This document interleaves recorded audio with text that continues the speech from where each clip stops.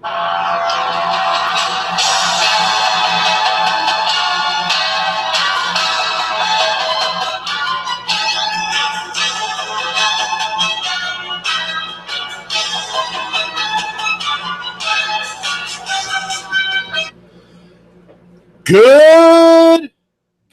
evening, Mandela family. How's everybody doing out there? Tonight it is Monday Madness with your host Hebro and my co-host as usual, Sagittarically speaking, brand new show up tonight. How you doing, Saggy? I'm doing great. How about yourself, my man? Not too bad. Let me X out this thing here. There we go. Turn my camera off.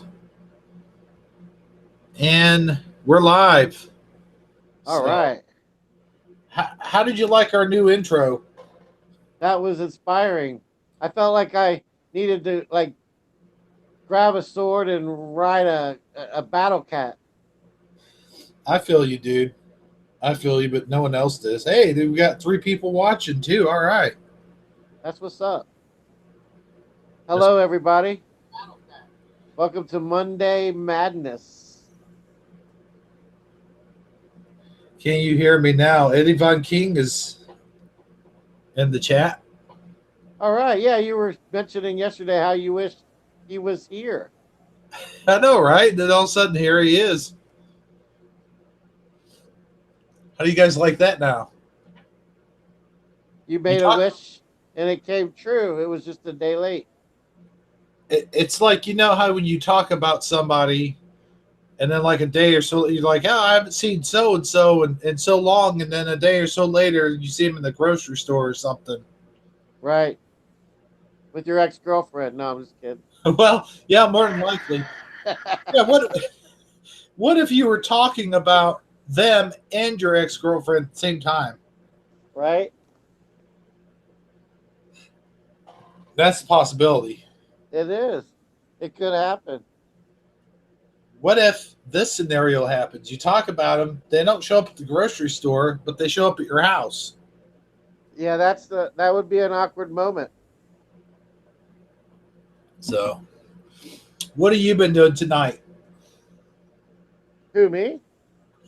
Well, I wasn't talking to Eddie Von Keen. Oh, okay. Um, Actually, I haven't. I've kind of just been being lazy. I've been playing my game. I had full intentions of cleaning the house, but I haven't gotten around to it yet.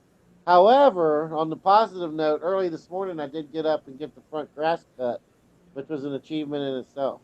Awesome. That is a huge achievement for me too. I know.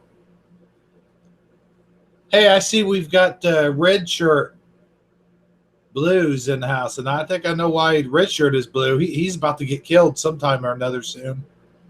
Huh. That was a Star Trek reference. All right. I you say you like Star Trek, but I don't hear you as a huge Star Trek fan. I mean, I like the old stuff. Like I like the Star Trek, the original, and the Next Generation. And after that, I kind of lost it. I really haven't been up on my Star Trek. When we were talking about the new trailer that came out, the Picard trailer, you and I were talking about 2 different people. I thought that was funny. You talking It about? was. It made for some interesting conversation. That's for sure. Oh, you know what Eddie Von Keen just reminded me of? Which is The A Team is in the house. Eddie Von Keen, he's Mr. T. Did you know that? oh, okay. You mean on your Mandela family thing? No, no, no, no, no, no. This is something he started. He says Mr. Jocko looks like um, what George Papard. You know who that is, right? Yep. He said he looks like him, and then I told him, I said, well, you look like Mr. T, that big lion, the big lion mane. Where the heck is my phone now? Fairies have stolen it. Oh, there it is, right in front of me. Is that what you used to play our theme music?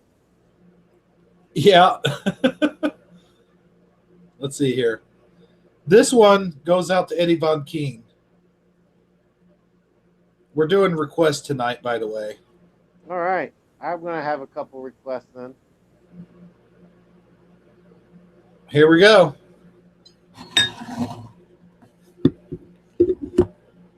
Hope it's not a commercial. Oh, I knew it. It's always a commercial. That wasn't a request, but this one is.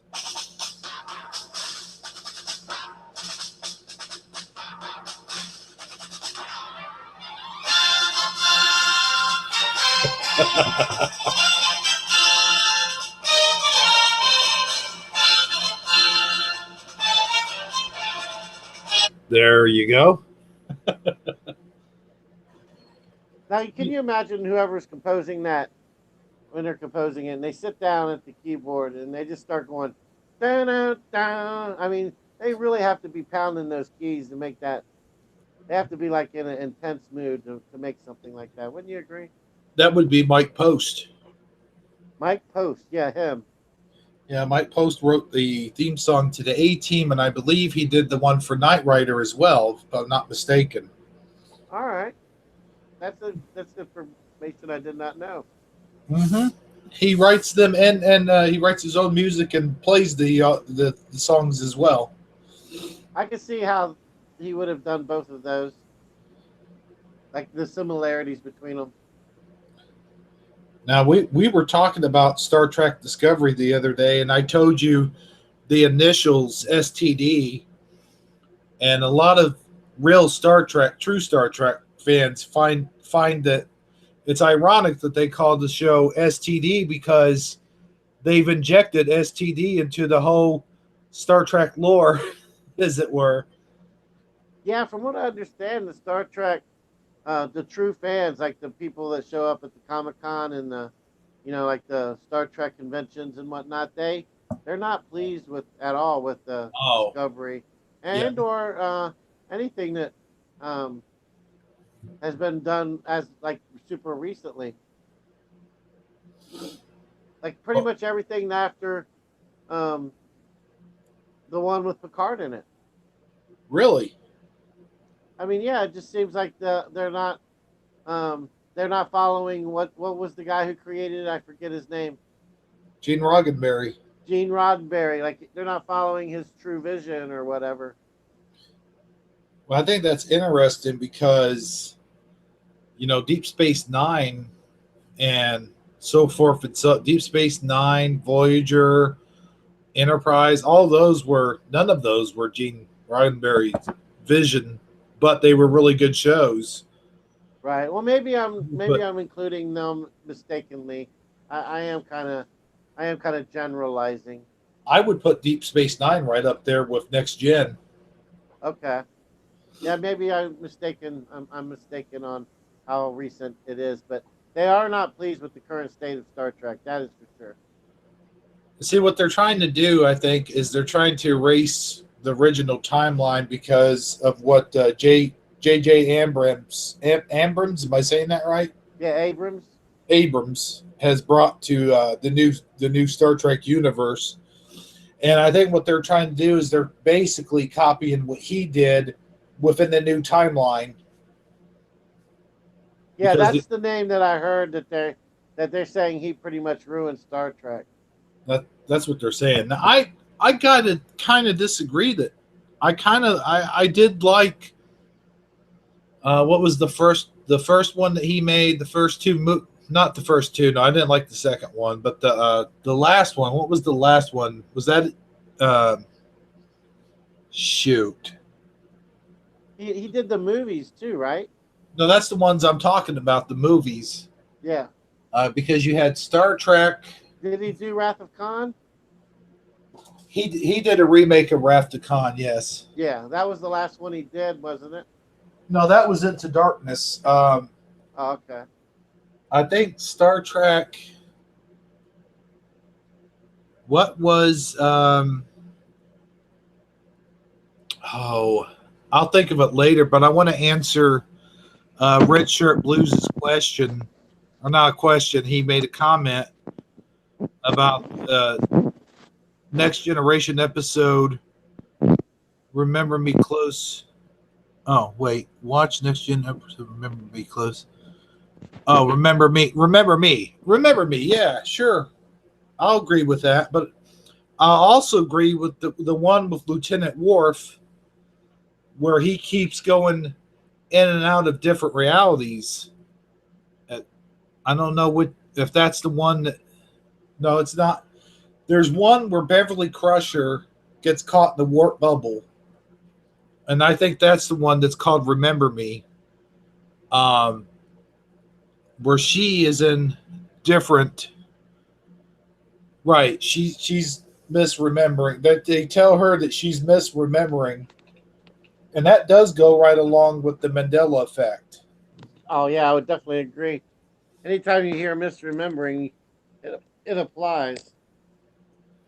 I like that one, and I also like the one where Worf keeps entering different realities. I think that one also applies to the Mandela effect in a way too. Yep. He remembers it. He remembers his own reality, but everyone else around him remembers. I won't say real reality, but the way that their reality is. You know what I'm saying? Most definitely. And in the new Discovery, they go into alternate timelines as well, but it's not done very well. It's not. It starts off kind of interesting, but about halfway through, it kind of just falls apart. Did you ever see Next Generation, the one where Picard lives an entire lifetime within 24 hours? I think I might have missed that one. He gets a call for help by an alien of some sort, and it takes him. I don't know if he gets knocked out, if he falls asleep, or something happens to him, and he gets sucked into a different reality.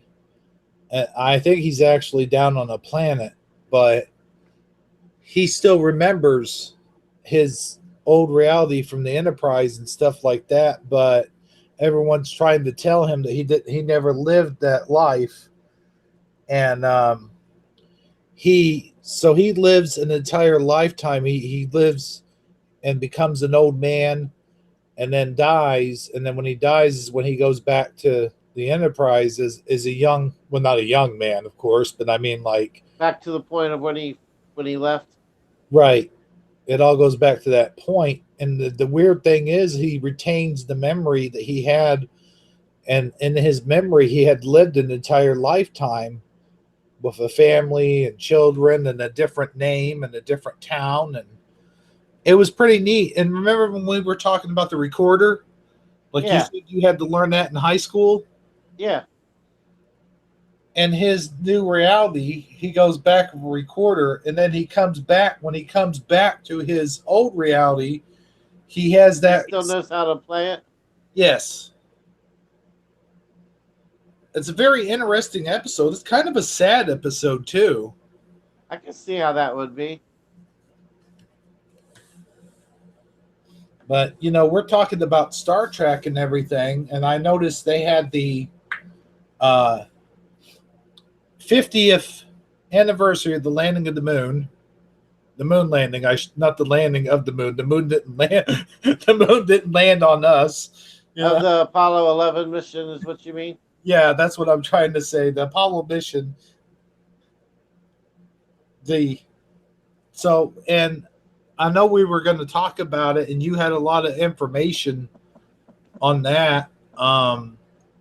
Did you want to go into that right now, or you still want to bullshit for half an hour? I'm not quite ready just yet. Let's keep talking. Oh, okay. So keep the bullshit session going.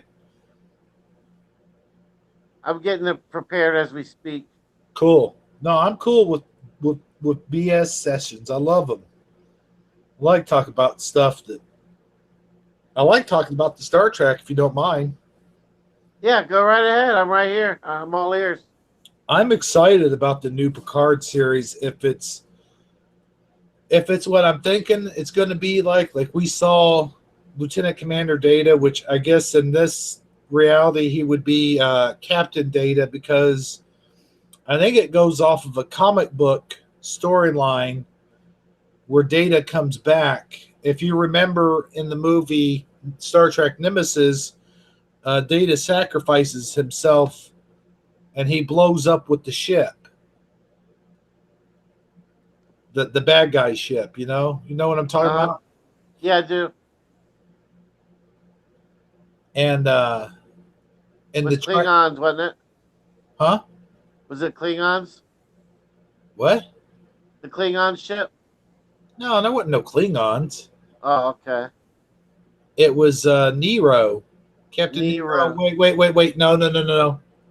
I'm getting my Star Treks confused. Not Nero. Damn it! Why do I always confuse Nero with that other guy? Nero was the one from J.J. Abrams. Right? Yeah, he's the ugly dude. Yes, the ugly dude. I just love how you describe that. By the way, the last one from J.J. Abrams, that was Star Trek Beyond. Okay. Now let's see. I have the movies right here in front of me somewhere. Where'd that go? I bet Red Shirt knows the answer in the chat. Let me check the chat. What was the bad guy's name in Nemesis?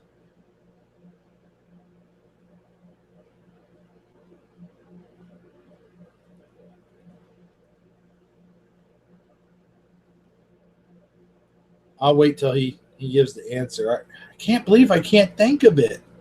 It was supposed to be Picard's clone. But there's controversy on that issue if it was his clone or not, because in the TV series they show a picture of Picard and he clearly had hair when he was a young man. And in the movie Nemesis, the picture they showed of him as a young man, he was bald. So it's kind of confusing. But he's saying Nero. So it was Nero then? Huh. So who was the bad guy from J.J. Abrams movie?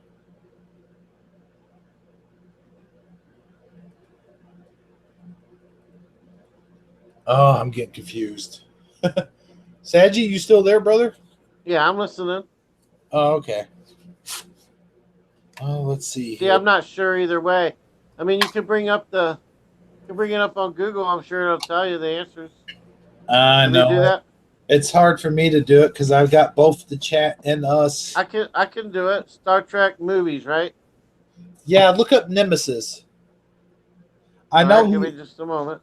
He was kidnapped by the Romulans. He wasn't Romulan, I don't think. He was kidnapped. He was human. He was kidnapped by the Romulans and forced to live there, and I think he became a slave. All right, Nemesis. I want Star Trek, brother. I love it. I love Star Trek. From a clone of Captain Picard named Shinzon. Shinzon, that's it. Why do I always forget? We mentioned that about 4 weeks ago. I do remember you mentioning that. Yeah, I thought that was a weird name. You made a funny joke about it, and I forget what you said, but it was hilarious. You thought I was saying Shitzon. Yeah, I might have. I don't know. That was Shifty Sunday. That was more. This is a completely different, It's a whole different day of the week, man. This is Manic Monday. Or wait, Monday Madness. I'm sorry. Monday Madness. Hey, you're the one that named it. I know. You're the one that named it. Can I do it? Let me do a shout out real quick before we get. Please do. We've got Eddie Von Keen with a wrench. Red Shirt Blues, a new subscriber. Thank you for subscribing. We've got Jocko R with a wrench. And okay. That was a pretty quick shout out. Thanks for it was. And who's our new subscriber? Do you know? Well, I just red shirt blues. Okay. Well, welcome, Red Shirt Blues. I actually got another new subscriber. She's been around for a while. Connie, do you know Connie? Is she usually in Scarab's chat? Yep. Yeah, I think I know who you're talking about, but I don't personally know her. But I have seen her in chat. Well, no, I don't. I don't personally know her, but she's pretty cool. I've been talking to her in chat for years. I guess I've been talking to you for years in chat. Well, it's been about a year now that I've been watching Scarab. Oh, have you not been here longer? No, it's been about maybe a year and a half. It hasn't quite been 2 years.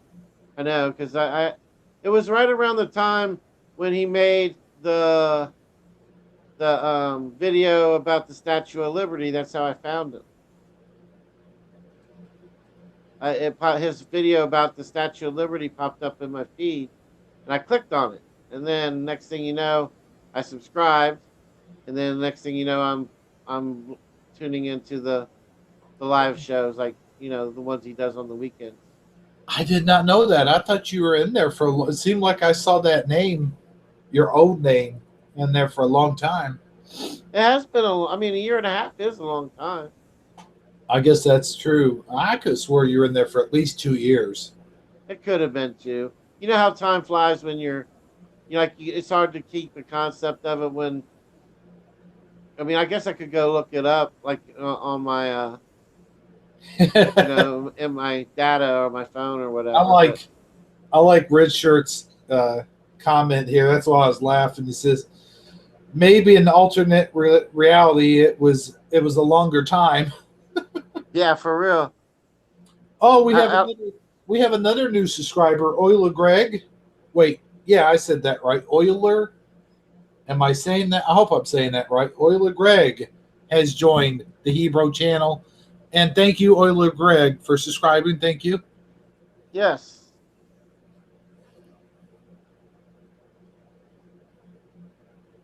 I'm going to have you take over the show here in a minute.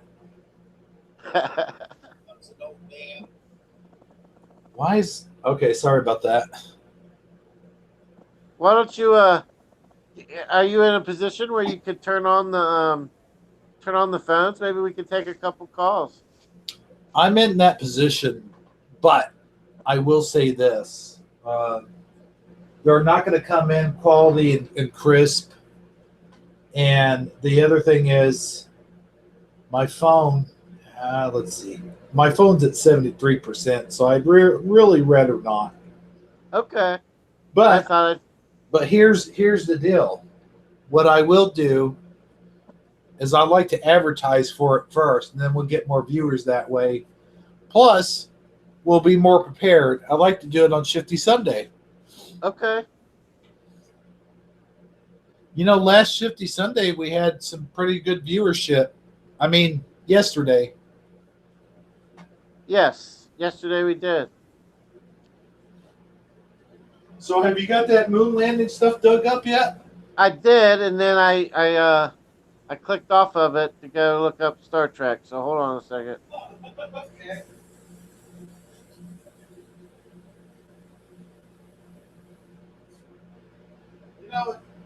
Did you catch Mandela Monday? Anybody? Am I coming in loud and clear? Well, I can hear your microwave just fine. Oh, okay, but not me. I was warming up my coffee. Mandela Monday, they mentioned one of my things that I Which was? I'm proud of it. It's actually, I should have gave you the credit, but I didn't. I don't want credit. I just want to know what it was. What was it? It was the Brussels. Oh, the Brussels sprouts from last night. Okay. Yeah. Yeah, you told me that earlier. I forgot. Yeah, they were like, it's an old Mandela effect, which it was new to us when I heard it. It was new to me. Right. And I was just like, what? No way. It's never been Brussels sprouts. It's always just been Brussels sprouts. Like, who the heck says Brussels? Hey, man, would you like some Brussels sprouts? who asked Sally Field if she wants some Brussels sprouts? Right. Like, uh, I just picked some Brussels sprouts out of the garden, man. You I was know? going to share them with Christopher Reeve and Sally Field. Yeah. Man, those names are just not natural when you say them like that. They're just like, they don't roll off the tongue quite as much. Like when Yeah, you're right. you say Christopher. See how weird I said Christopher there? Yeah. I was like, I really had to pronunciate, whatever. They were Christopher, like Christopher Pike, you know, Christopher Pike, Captain Christopher Pike. It just when you say George, there was a George Reeves too. Was that his brother? No, they weren't related. I think it was Well, spelled completely different, and it might have been George Reeve before Christopher Reeve's name Mandela got Mandela. So now it's probably different. Here, let me read the box cover. Hold on a second. I've got the original 1940s Superman serials. Did you know that? I do now. Well, yeah, because I would hope so. Oh, where did I put those? Okay, never mind. They're the lost Superman 1940 serials. I can't find anything in this apartment. Can you believe it? I got to move one set of DVD. I almost said tapes. Who here remembers what tapes were? Do you still have tapes? Yeah, I have a box of them. I haven't played them in forever, though. Oh, yeah? Cassettes, I called them. Yeah. I just called them tapes. I have I used to have a whole box of them, but I gave them away to Goodwill. And Okay. Yeah, I mean, I've bought a few for like a quarter or 50 cents from Goodwill from time to time. Have you? That's when I first started getting into like like music in general, like mixing and stuff like that. I didn't have a turntable yet, but Oh, I had one of those boom boxes with a dual cassette player, like one the left one and a right one, and I could literally play them both at the same time if I wanted to. So I was trying to basically do what people do with turntables, but I was trying to do it with cassettes, and I had very limited success. But every now and again, I would get a magic moment going on where like they would this is both play interesting. and where they would both play in sync and things of that nature. This is interesting. What is? George, his last name's Reeves, right? Uh huh. And he on the back of the box art, it says back here, it's still spelled Reeves. George Reeves. Okay. That's interesting because how does Christopher Reeves, back when it was Reeves, how was that name spelled? Right. Did you see the episode of Pawn Stars where the guy brings in the vintage Superman outfit? Well, I was asking a question, but okay. Well, that's another example of the same thing you're saying, Oh, okay. where How they rude. spelled it the old way. It was spelled with an S. Yeah, on the suit and the name tag, like in the you know how they in the back of the collar. They had his name Uh-huh. written in there, and it had it with the S. Now we're talking about Christopher. Yeah. It had an S on it. Yeah. Oh, really? Mhm. Now that's interesting. You know what I should do is I should share this with Scarab. Maybe I should call him in on Saturday, or I mean Friday.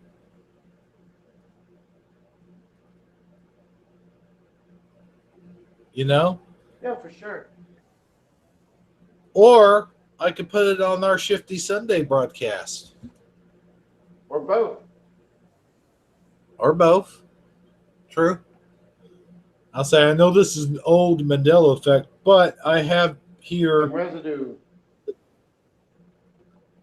Yeah, if you could find that somewhere, maybe you could post it in our Hangouts. Yeah, I will. I'll find it. I saw it on Brian's YouTube. I saw it.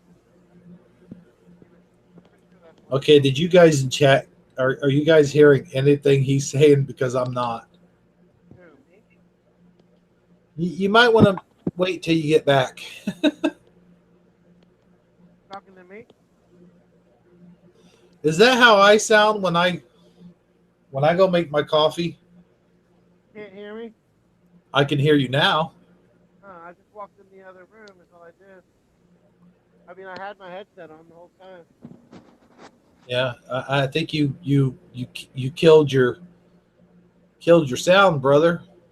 It was the mic. I had moved it slightly, but I moved it back. I'm sorry about that. Yeah, you sounded like you were like 10 miles away. Huh. Well, I'm glad you said something, or I wouldn't have known. But is that seriously how I sound when I go to my microwave? I'm not sure how I sounded, but you did sound like you were in the distance, yes. All right, cool. I mean, not cool, but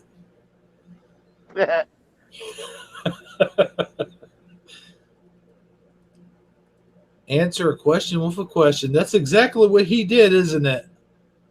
He answered my question. I asked What's you the about question? George Reeves. What was the question again? Maybe I missed it. I wasn't listening properly. Well, no, you basically I asked about the George Reeves, and you said something similar about the Pawn Stars thing, but you basically skipped around the question to answer my question with your question. So repeat the question. Well, I don't remember the question.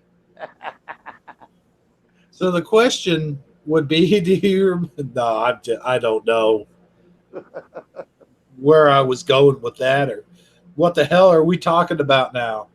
I don't even know. It's late. That's all I can say. Yeah, do you hear Rocco? Not Rocco. Why do I keep wanting to call him Rocco? Did you know there used to be a Rocco? What do you mean, Rocco? There in Scarab's chat, there used to be a Rocco and a Jocko. I remember Jocko. You know who we need now? We need Sacco. Oh yeah. We got our Jocko. We need a Sacco now. But I remember there was a Rocco at one time. I haven't seen him in a long time though. Does anyone in chat remember Rocco? Oh, a Kako. I don't know about that one. What do you think, Saji? I don't think that Armor's here to do his impersonation of a Kako. He does a really good Kako. Yes, he does. But I think what I don't know. I think, Yeah, don't take the bait, my man. Don't take the bait. no. Hold on, wait a minute here. Let me try. Oh wait, I can't do a Rocco, Sacco, Jocko, or a Kako. I can do a Macho. Oh, There you go. that's what we should have called the show. I forgot. We were going to call it Macho Madness. Oh yeah, Monday Macho Madness or something like that. Yeah, Macho Monday Madness. Yeah. that's what it should have been. I could Well, have come on here. you can still edit it and change it for Well, we'll later. do that for next Monday. Next Monday. I mean, you can still go back and change the title, right? Like, Yeah, but I don't know. Problem. right. But I was going to come in and start Oh talking. yeah, with Macho Man versus He-Man. Right. You know, maybe our next show, I'll start off with the dun dun dun dun dun dun dun dun dun dun dun dun, the Macho Man song, and then go, "Ooh yeah, I'm gonna come in here. We're gonna do our broadcast for the show, and then I'm gonna do the shout outs, and Sagittariusly Speaking's gonna do the thing he's going to do, and he's going to talk about the moon landing and do the thing and get the thing done. Ooh, yeah." Oh, man. I couldn't do that during the host Does show. that hurt your throat when you do that? It makes me cough. Oh, okay. I'll put that. Now, when I do the Popeye voice, that you got to do that from the bellows. That really hurts your throat.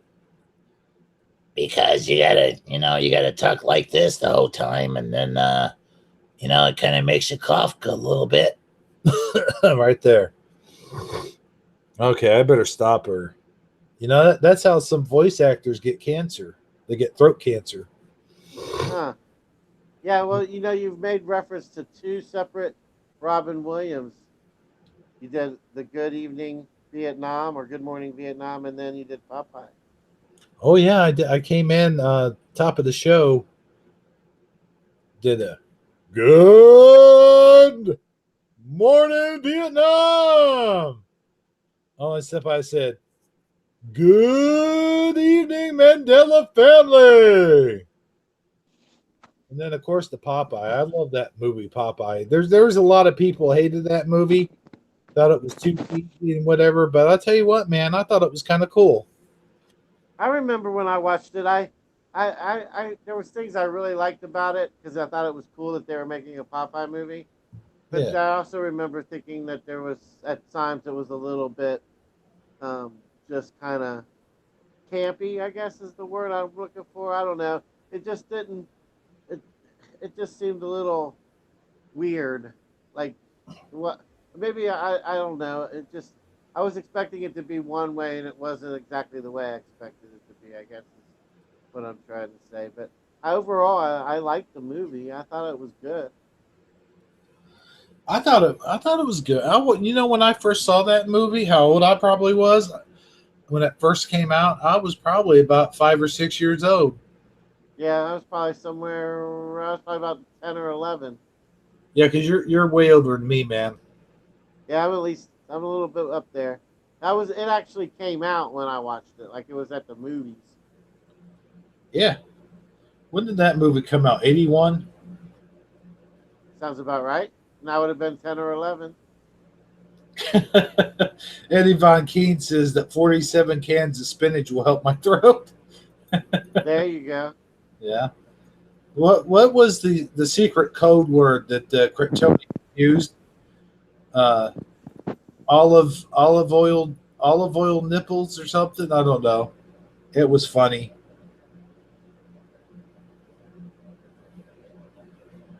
You probably didn't watch that.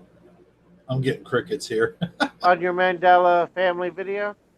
No, it wasn't my Mandela family video. It was he came on Saturday night, was talking to Scarab, and Scarab said, "You need some kind of code word that you can use so you." Okay. And it said "oily nipple" or something like that. It's like, yeah, that's definitely unique. You got that part right. Or something else. Oh, have you watched Crocodile Dundee lately? That's not a knife. there This was is a a knife. there was a Mandela effect where everyone remembers him, including me, him saying, "That's not a knife. Now this is a knife." Right. And when I watch the movie now, he says, "That's not a knife. This is a knife." Like it's reversed. It's changed back. Oh, really? Can you bring it up on YouTube? No, Oh, okay. I don't. Hold on. Let me try.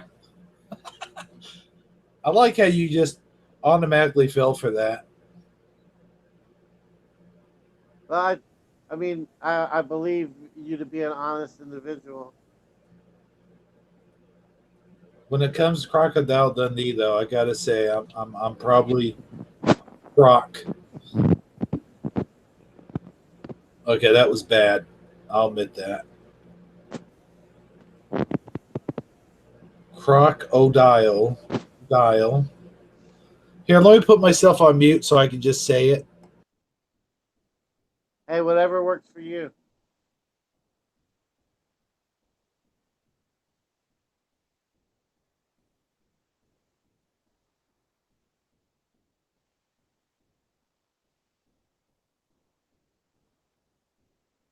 Okay, Croc- here's what.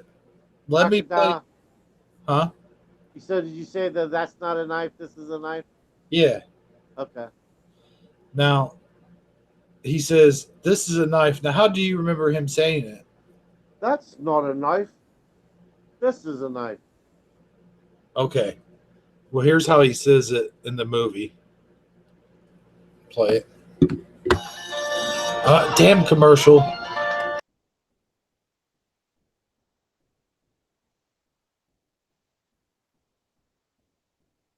Dang, this is a long 30-second one too. Here it is. All right.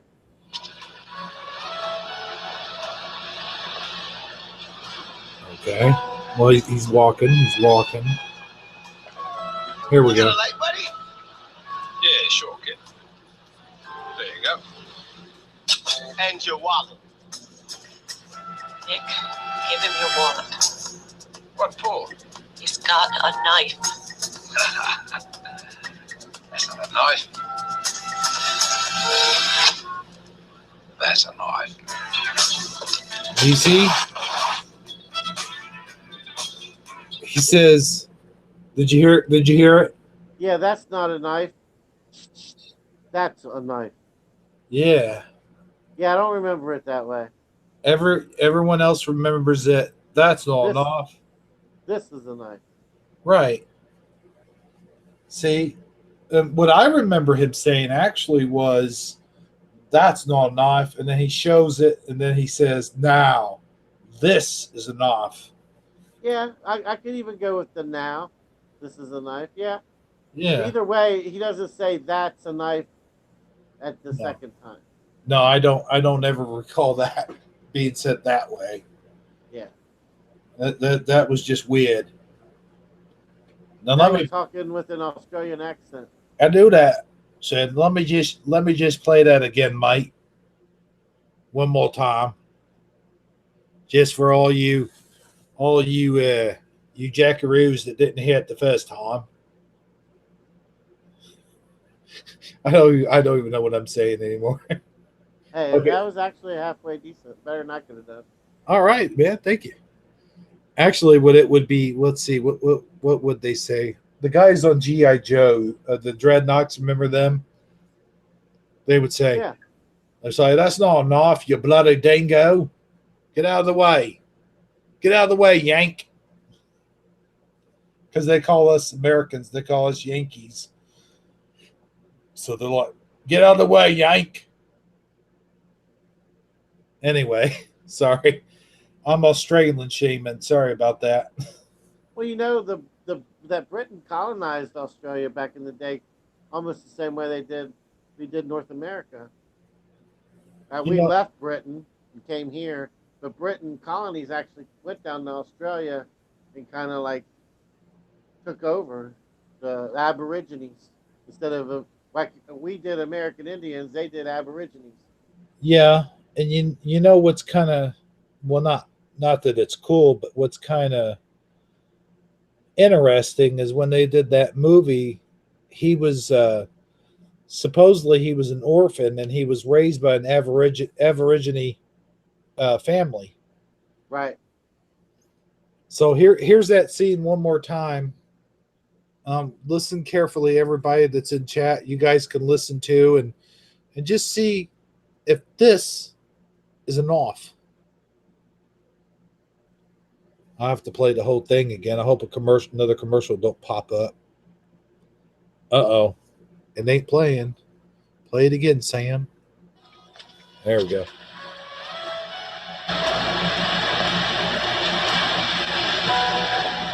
I love this movie. You got a light, buddy? Yeah, sure, kid. There you go. And your wallet. Nick, give him your wallet. What for? He's got a knife. That's not a knife. That's a knife. Yeah. I definitely don't remember it that way. The other thing that stands out in that movie to me is the very end when they're in the subway, like far away from each other, and they're like she's trying to find him or whatever, like he's leaving, and it's like she's so far away. They're so far. They're so like it's like, and so they're going toward each other, and it's like taking forever. It's like the way they're clipping back and forth on that scene. It's like it seems like they're like miles and miles away, yet they can still see each other. I just remember it seeming like this ridiculously vast distance, and then now, like the last time I watched it, it's like it's not nearly the same. It's like maybe it was just because I was younger when I watched it the first time, and it seemed that way. I hate to use the term misremembering, but it almost seems like a Mandela effect to me, the way that the movie ends as well. Let's see if I could do it. Someone mentioned about the Wizard of Oz, and that's another Mandela effect where he no longer says, or she, the witch, no longer says, "Fly, my pretties, fly." And that wasn't too good. But anyway, the point is, now she just says, "Fly, fly," you know. Well, And how can we create a whole My Pretties out of thin air if it never existed? That's what I want to know. that's strange, and it was even in The Simpsons. Mr. Burns says it that way. He's like, "Fly, my pretties, fly." It's just like, well, okay, where did he get that? Where did The Simpsons get it from? Where did we get it from? That whole phrase is now gone. It's not just like a word. You know how you can say, well, yeah, a word here or there, but that's a whole entire phrase now gone. You know what my reaction to that is? Wizard of Oz, you got some splaining to do. Oh, man, that one triggers me too, dude. That one, splaining. Now, where did we get that from? Yeah, how are we going to make up a whole word that don't even exist and apply it to something that was never said? I know it. It goes on and on like that too, with a bunch of other stuff. Uh-huh. Like if you yell down the well that Timmy fell in, it echoes back, splaining, splaining, splaining. Right? Oh no, it wasn't Timmy, it was Larry. Oh, it was Larry. And Larry fell down the well. Right. Speaking of down the well, you're probably going to hear me from far away. Why don't you go ahead and explain to our audience how our next commercial coming up?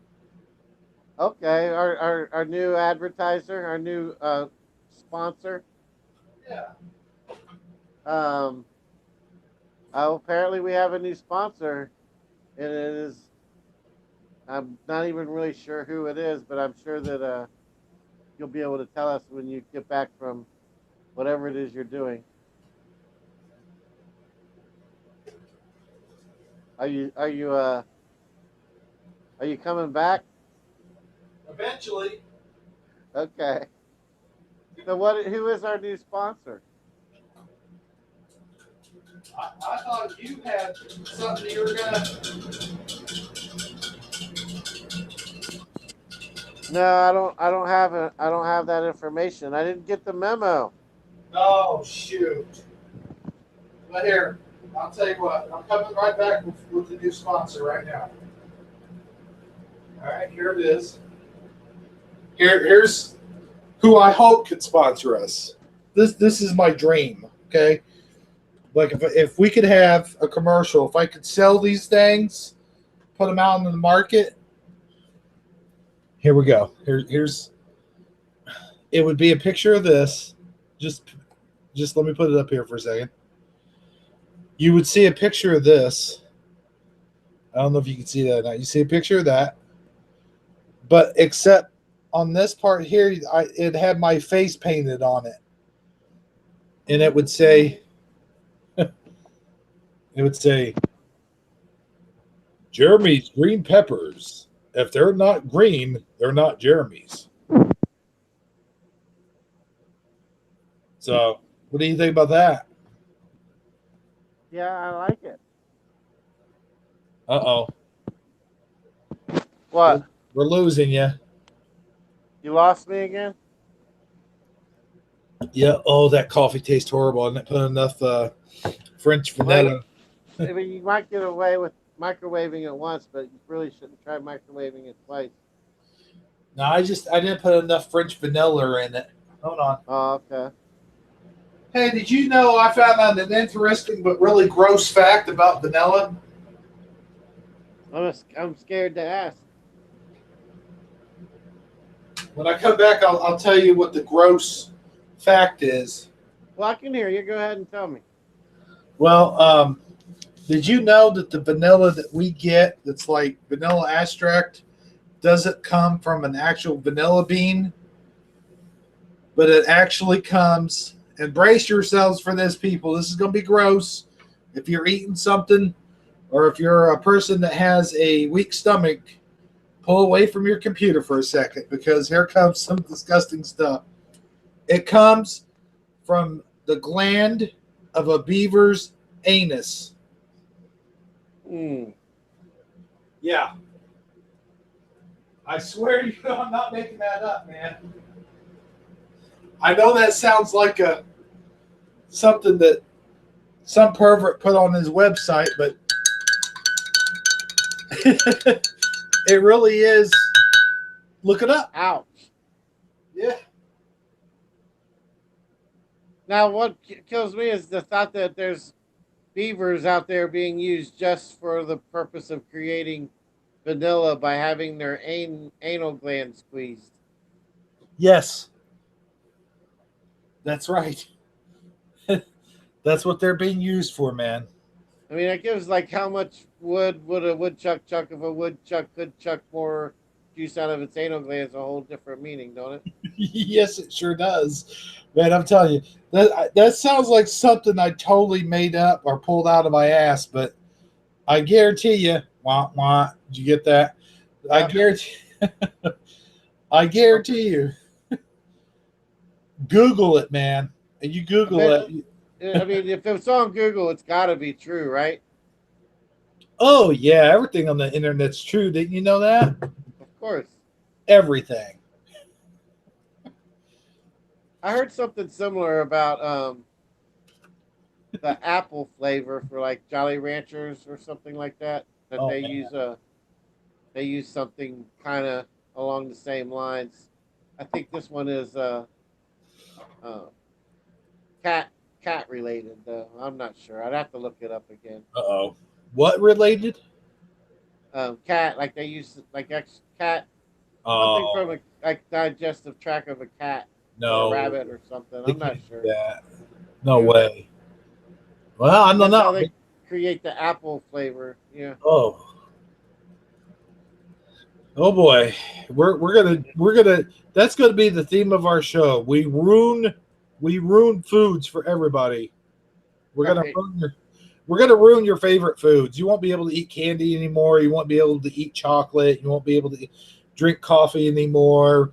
We're going to come up with all these facts, these gross facts that, that nobody ever really wanted to know about. We're going to ruin everybody's favorite food. How about that? So let's talk about Area 51 for a minute. Uh-oh. Even though I don't have the memes, Uh-oh. I think that's just really a crazy, that whole notion of storming Area 51. I mean, that Sure it is. it's really been like buzzing the news. It's all over, social media. I had a collection of memes that I was going to share a few, but I accidentally deleted them when I was trying to transfer them to my SD card. So, with that being said, though, I still like to talk about it.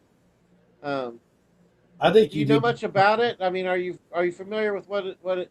Apparently, it was originally put on Facebook as an event. Like, Facebook has this thing called events where you can say that whether or not you're going to attend, how you're definitely going to attend or you're likely to attend this event.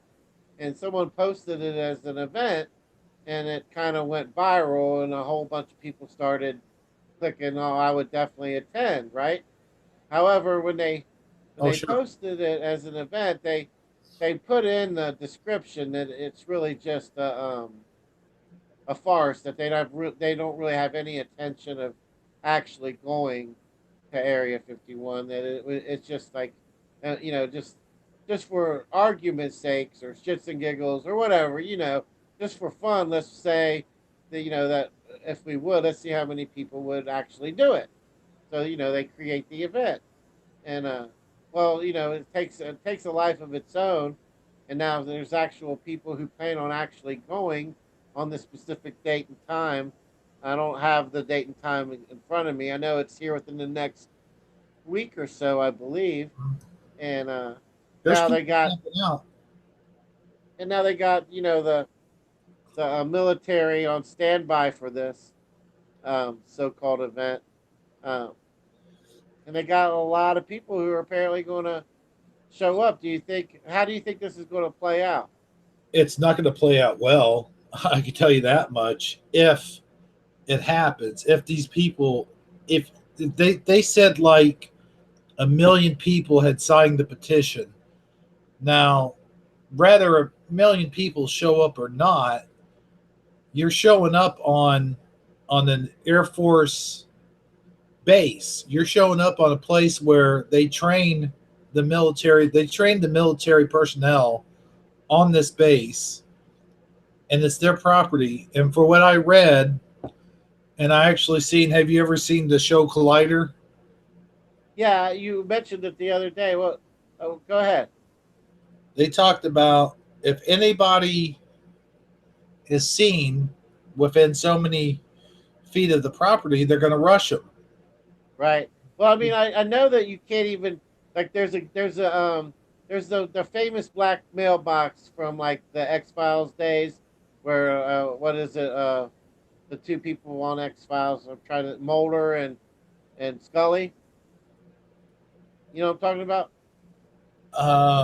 I'm aware of the show, yeah, but yeah, okay. Well, anyway, they go to the famous black mailbox, and the black mailbox was there for the longest time. They've since removed the black mailbox because the spirit people or whatever, the people that are into the UFOlogy thing or whatever, they would come bring offerings for the aliens. They would leave food in the mailbox, and food in a desert in a mailbox, it spoils. It goes rotten. It becomes very stinky. I mean, I'm sure you can imagine how that plays out. They would come to that mailbox and they would leave food offerings for the aliens. So they removed the mailbox, but that was about as close as the public could ever get to Area 51. You think though. Go ahead. You would think that ET or like Alf or somebody like that would be eating from that mailbox. You would think. You would think he would check it daily for his offerings that they left, and like Sure. Santa Claus getting his milk and cookies, right? But no, they never showed up and actually got the food. They had to remove the box, but the post is still there. But this particular spot is like the closest the public can get to Area 51, and it's literally about I'd say 50 to 75 miles from the base itself. That's how close they want people. That's where the mailman. That's as close as the mailman could get. So, and he's a government agent, right? Yeah. So they so then Technically. there's another entrance, that you could go to about 10 miles from that, 5 to 10 miles down the road. But you're going down a government road, and you're going to get that's the road you're going to get intercepted because it's monitored. It has sensors. It has at this time, with the technology that we have nowadays, I'm sure it has drones flying over it or whatever. But then if you can get to that entrance, then you're still like at least 50, 60 miles away, and that entrance is guarded, I'm sure. So there's no way anybody's going to get even remotely close. So You any would hopes have that they to, have of actually meeting an alien in Alien Area 51, or you know, getting an autograph from Alfred E.T., it's just not going to happen. you would have to be Rambo to even get past that first checkpoint. And even if you're Rambo, I don't think it's going to happen because, first of all, they have armed guards that aren't even military at certain distance from that area. And then, of course, Oh you yeah, want all your they have military. those infamous black FBI vehicles, the ones that with the tinted windows, the ones you can't even see inside. Yeah, they're not. We're not even talking military yet. We're just talking special operative. Right.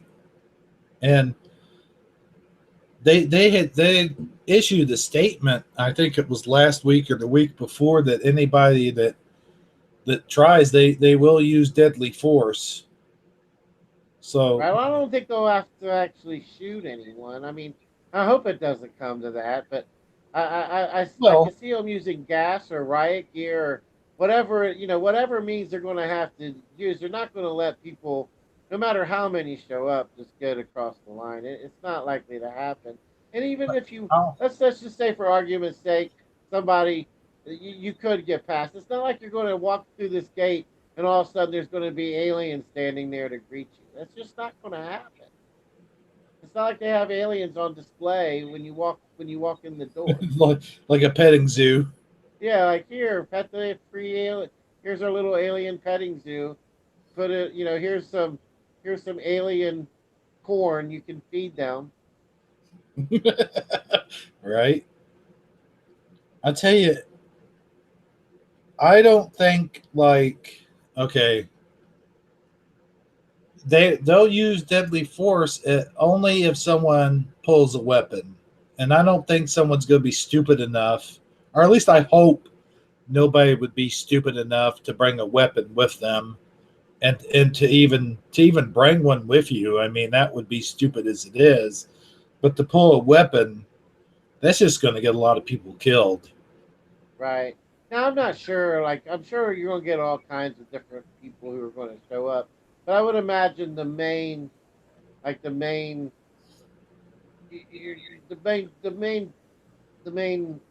kind of people. You're probably talking millennial. You're probably talking Soy guys who live in boys. their parents' basements and play video games. I mean, that's the general type I see that would be into that sort of thing more so than a commando type. I mean, a person who's kind of that kind of person probably is smart enough to know better. Sure. It's the naivety of a person who has no life experience that would think they could get away with it, right? I totally agree. I would think so. I think it's mostly for, like you said, nerd boys that live in their mom's basement and don't have a life, basically. No, Yeah, and are kind of like delusional as to what's really going to happen when they arrive.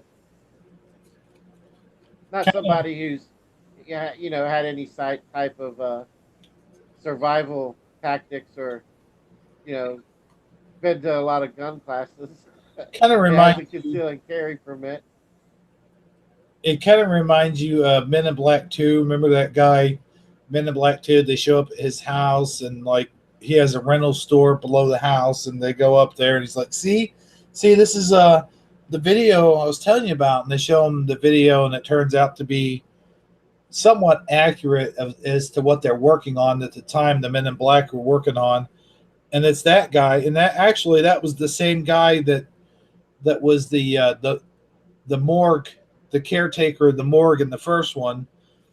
And supposedly, I mean, he died in the first one. They brought him back as a different character, and he was that type that had aliens all over, like books and tapes and all that stuff. Seems like that would be the type that would actually try this shit. Right. Yeah, it really is obscure. I hope that the event is televised. I hope that whatever it goes down, I hope some people live stream it or whatever. Somebody shows up to live stream it because it will be interesting man. to watch when it does happen. Just Could to you see imagine? how it all plays out. That would be worth going out and buying some microwave popcorn for. Yeah, well, could you imagine the views somebody would get just for having like a broadcast of the whole event? Oh yeah, so are we going to go so we can film it?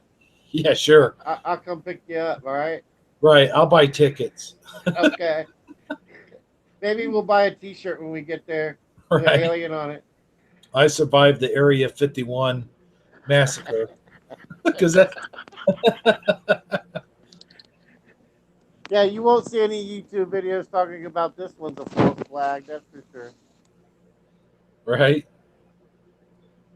Man, I tell you though, they're serious though. I mean, that's government property. They say it's not like going over to, like, you're gonna go meet a celebrity, like you're hunting celebrities, like you're gonna go to a celebrity's house. I mean, that's some serious business, and I'd just like to warn anybody who's thinking about doing it, don't do it, man.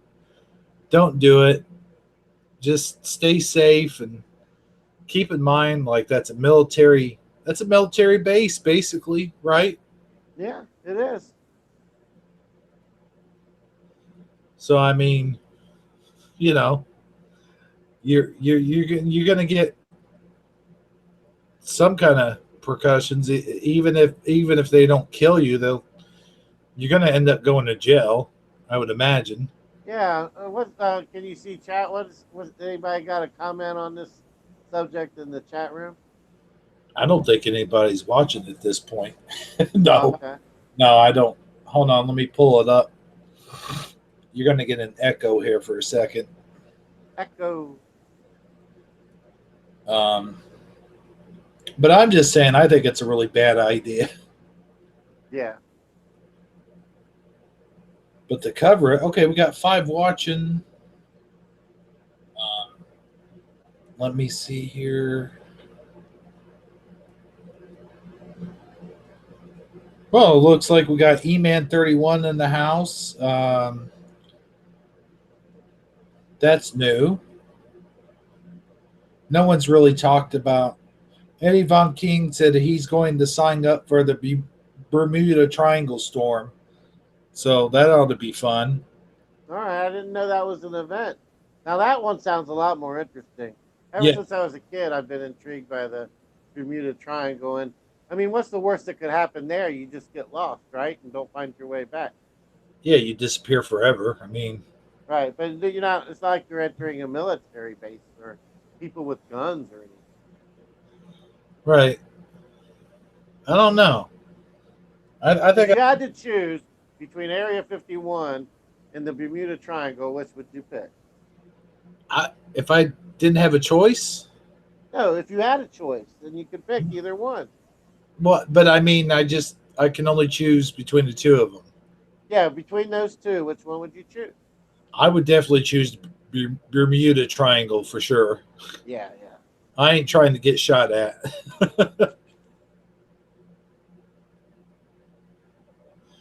But it's weird. Supposedly, there's another triangle that people have never heard of, but Oh, I heard of it. it's I called used to play it. I was in a band and I played it. Oh, really? Yeah, that kind of triangle. Yeah. Oh, you're going to talk about a different kind of triangle?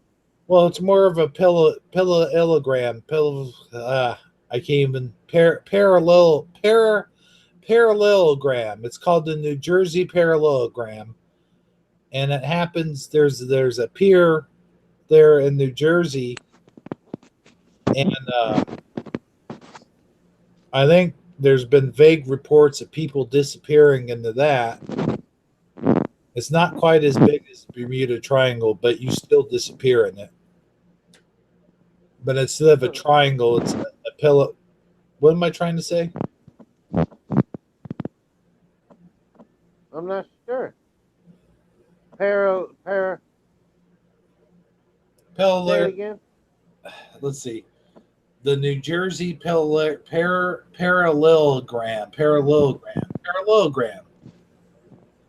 Yeah. Well, there's also this may be a Mandela effect. There's a Pacific Triangle now too. Pacific. Yeah, it's called the Devil Sea, also known as the Dragon's Triangle, and the Pacific Bermuda Triangle. It's a region of the Pacific south of Tokyo. The Devil Sea is sometimes considered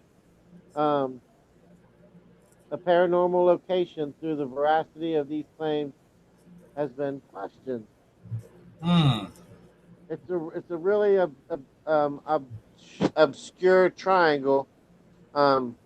It's like really long and narrow.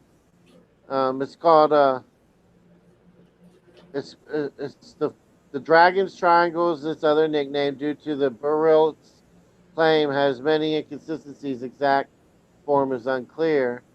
The Japanese word mananum translates as evil sea, troublesome sea, or dangerous sea, has been widely used to describe dangerous marine locations around the world, and apparently it goes back as far as January of 1955. This Japanese ship, the Shinyo Muro number 10, lost radio contact.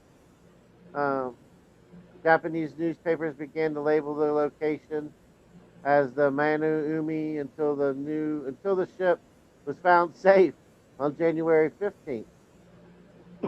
But apparently, there's been like many paranormal things that have happened. 9 ships have been lost in perfect weather. About 200 miles east to west and about 300 miles north to south. 9 ships were lost in the past 5 years. That's interesting, dude. I don't remember that ever existing up until just recently. No, I don't. That's the first I've heard of it, actually. Right. Now, we came on the show tonight to discuss the moon landing. I wanted to discuss that. I wanted us to discuss it in a way that wasn't going to be controversial. Like, we weren't going to talk about Well, I mean, every other YouTube channel and their brother talks about if it's fake or not fake. Let's just move past the whether it's fake or not thing, and right. just so everybody can have their own conscious reality on whether the moon landing ever actually happened or not. I honestly, I grew up my whole childhood strongly believing that we did. I even went and watched a rocket launch back in the 80s. I had a family member that lived in Florida, and they had some type of I don't know, somehow some way they were somehow affiliated with NASA in a way that they were able to get tickets, kind of like how you have a brother who can get it, can get you good Mets tickets if you live near Chicago. You know what I'm saying? Yeah. So So anyway, I got to go to a launch. I can't remember what it was now. I was only like 10 or 11 years old, but I do vaguely remember being there and being on the bleachers and hearing that that rocket, ignite. Um, I Rockets in. remember how loud it was and the intensity and just the spectacle of watching a launch in itself. And I remember then as I grew older, 19, 20, 20, 25, it kind of like they were still doing space shuttle launches on occasion, but like when they would do them, you they didn't even break in to whatever was on TV anymore. It was just like no big deal, just another launch happening. Like when I was younger, I remember it being such a big deal that like every channel broke, whatever it was on, whatever daytime soap opera happened to be on or whatever. It was everybody tuned in to watch it. It was like a national. It was something the whole nation took interest in and had Sure. pride in. It was a big event. Yeah, it was something that people actually consumed themselves with and cared about. It was an event. It was a very noteworthy event. It was something spectacular that was happening, and it just seems like it became a sideshow or a non-event over time, like to the point where I think NASA actually kind of, I mean, they shut down the shuttle program, didn't they? I mean, they don't even do space shuttles I anymore. think recently, like a couple years ago, their funding ran out, and they have shut it down. And it's been shut down ever since. But which is odd because you still hear on the news, oh, they've sent a new land rover to Mars, or they've sent this new satellite. Yeah, and when they do these new things, I mean, they still have launches, I know, but it's just kind of like you hear more. You hear everything is what am I trying to say? Surreal now.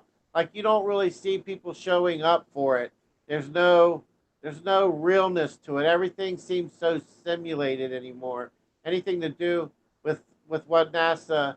I mean, I never really picked up on it when I was younger, but now that there's so many YouTube channels talking about how simulated everything is, I actually started to realize just how simulated everything space related really is. So, where I used to have this high constitution for it, I've really kind of lost a lot of I've lost a lot of that fervor, that ether that I used to have for the space program.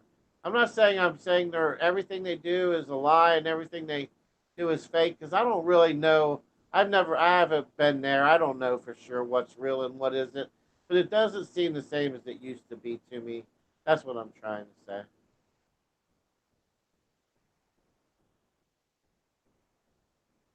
It almost seems like it's just all kind of a simulated. You know how they say we're living in a simulated reality, a matrix. I actually could apply that more to the space aspect of our reality than any other version of it. Did I lose you?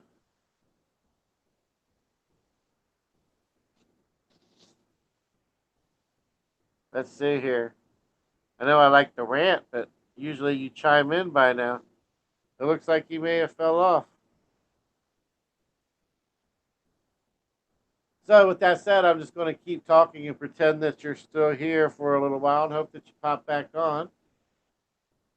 And the other thing I wanted to mention about since I'm going to have to fill in this void, is I mean, everybody knows that well, not everybody knows, but a lot of people. I mean, if you've been truthing on YouTube for any amount of time whatsoever, I'm sure you came across videos where they talk about how NASA was started in the mid to late 40s, early 50s, and most of the early people they recruited were German scientists and Masonic people. I mean, and of course, you don't learn that when you're in grade school hearing about Neil Armstrong and Buzz Aldrin.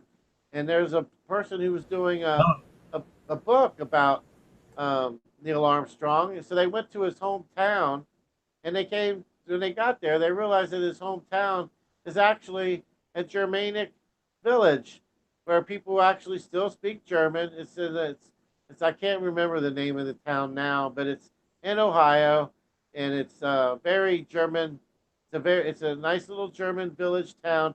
And I know that even where I grew up in Cincinnati, um, they have a German fest every year. There's a lot of German heritage, but this little town that he's from is very German. People actually still speak German, and they have little German shops, and the German culture is very alive and well in Neil Armstrong's hometown, the one that he grew up in, and the person in charge of the NASA rocket program was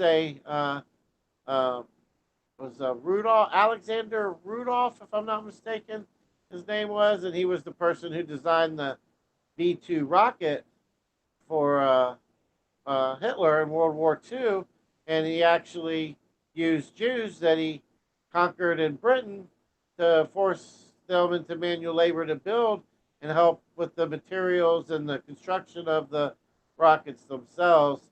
And the way that the author was describing it, more people died actually. I got it right here. Yeah, in the process of building this rocket. What you got? It says something about the V2 technical name Aggregat 4 was the world's first long-range guided ballistic missile. This doesn't say rocket, though. You're talking about the rocket. The missile, powered by a liquid propellant rocket engine, was developed during the Second World War in... I got to push the button there. I'm reading this basically out of Wikipedia, but Yeah, go ahead. And it does mention German engine was developed during the Second World War in Germany as a vengeance weapon assigned to attack Allied cities as retaliation for the Allied bombings against the German cities. The V2 rocket also became the first man-made object to travel into space by crossing the Kármán line with the vertical launch of MW 18014 on June 20th, 1944. Yep. So basically, to make a long story short, the guy that developed that rocket, even though he did all those crimes against humanity, as a Nazi pioneer, Let me see. he had the technology that was worthy of being, and come on over here and be part of our United States space program and help us design a way to get into space faster, and we'll forgive you for all the things that you did wrong as a Nazi. That's basically how that went down. And so he's in charge of the space program, and he wants to. And we're supposedly going to the moon, whether you believe we did or we didn't. Warner. Either way, but he wants the narrative to show that a German person of German heritage is the first person to be on the moon, and that's how Neil Armstrong got handpicked to be the guy to be the first person to walk on the moon. Yeah, that's interesting how the Soviet Union was in a race with America to be the first ones to get to the moon. They were in the race with America. And everyone says, well, what did Americans have to gain by this? I know we weren't going to talk about the fake or not fake stuff, but I mean, people could go either way with that. Either way, we're just talking about the story of what the way that they tell it. Yeah, understood, but that would be a pretty huge, motivation if they did fake it. I'm not saying that they did, because we're not talking about that. We needed to get to the moon. The country's moral values, the morality of the country was at an all-time low. We were kind of like in a mini recession, We had just got back from Vietnam. We had the whole Charles Manson thing happening in 1969. We had it was the country was just really needed a pick me up, something to rally around, and so we needed to go to the moon, whether we really went to the moon or not. I'm not saying we did or we didn't. I'm just saying the country needed to believe that we did. And so yeah, What I'm reading here, sorry to interrupt you no, real go quick. ahead, go ahead. The German rocket scientists that developed the rocket that you were talking about. Uh huh. It says here, and I'm going to confirm it with you. Is this what you have? Walter Thiel, Thiel, Thiel. Maybe the person, Rudolph, Alexander Rudolph or something. Rudolph was the name that was in charge of the space, Okay, was charge of the rocket program, not in charge of NASA itself, but just the rocket right. program. This He is a was the one who, German. This is a German rocket scientist, Walter Thiel. but they brought over like 14 rocket scientists. There was like 14 of them that made it over, Okay, and yeah, all their crimes were forgiven. You know, whatever it was they had done or hadn't done, most of the scientists could claim anonymity because they were behind the scenes in they were in the laboratories. They weren't out actually in the war itself. They were working in development and research. They weren't actually out, lining people up for, you know, to be shot and things of that nature. okay. This is However, there's a small handful of them that, were that did have some blood on their hand, for lack of a better way of putting it. oh yeah. Well, a lot of them did. A lot of them had blood in their hands. See, that's the interesting thing about inventions, and I don't mean to go off subject here, but a lot of good, so-called good inventions and so-called good people in history do a lot of evil and do a lot of backhanded backdoor deals to get a lot of stuff done. And there's a lot of inventions that we have today that were done through the use of inhuman experiments and just illegal stuff. And like I said, backhanded backdoor deals were done, and a lot of those guys do have blood on their hands.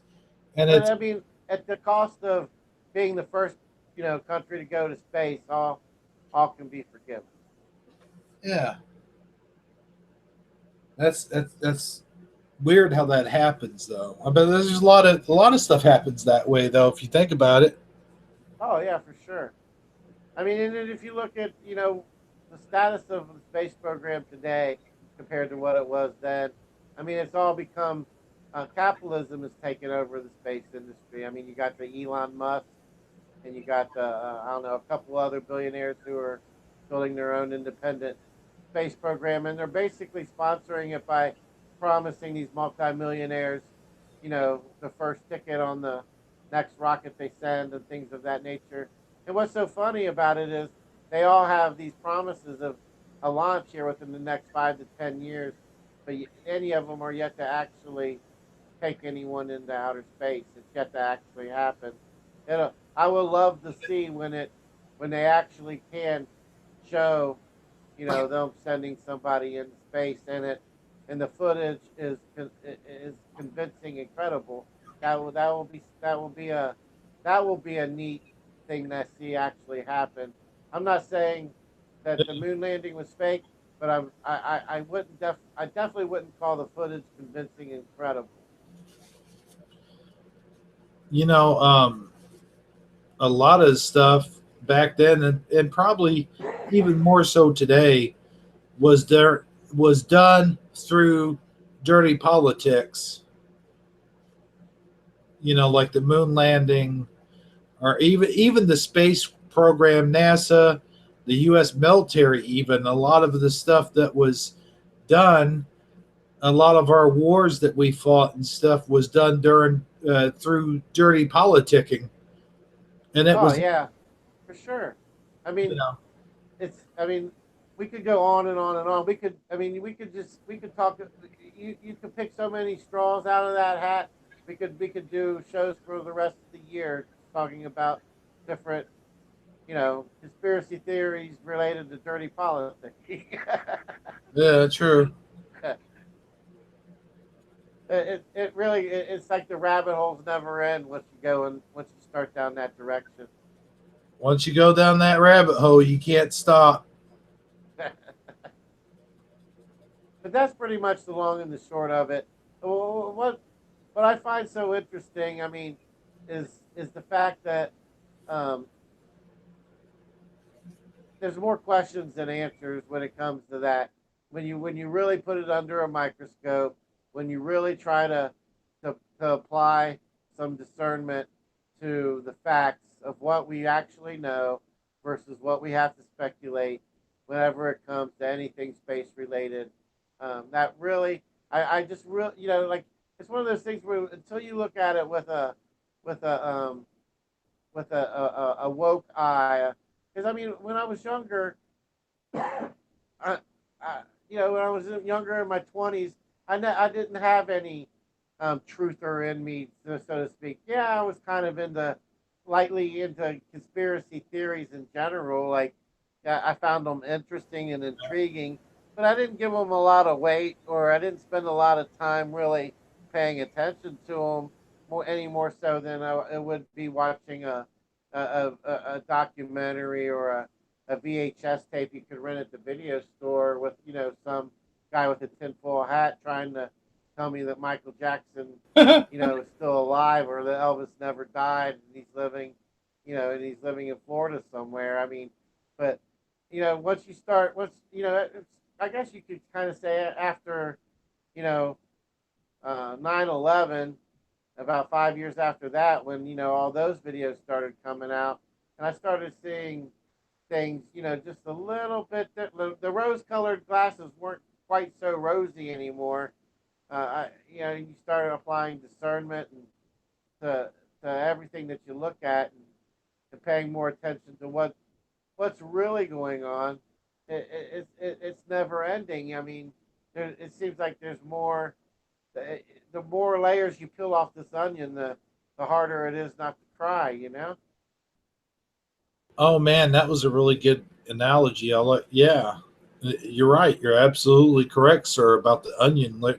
I was about to say something about as soon as you started going into onion layers, I was like, yeah, the more harder it is not to cry. But you did that well. You took the words right out of my mouth, and I have nothing else to say on that point, sir. Well put. Well put.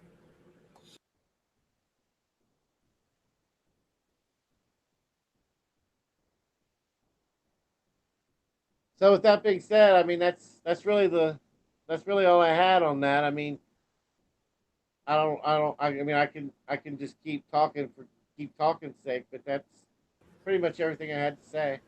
Well, what I'd like to do, not on this show, but maybe in the next show or the show after, whenever we can get to it, is I'd like to go into the conspiracy part about the moon landing. I know that's going to raise and drop a lot of eyebrows, raise a lot of eyebrows, drop a lot of jaws.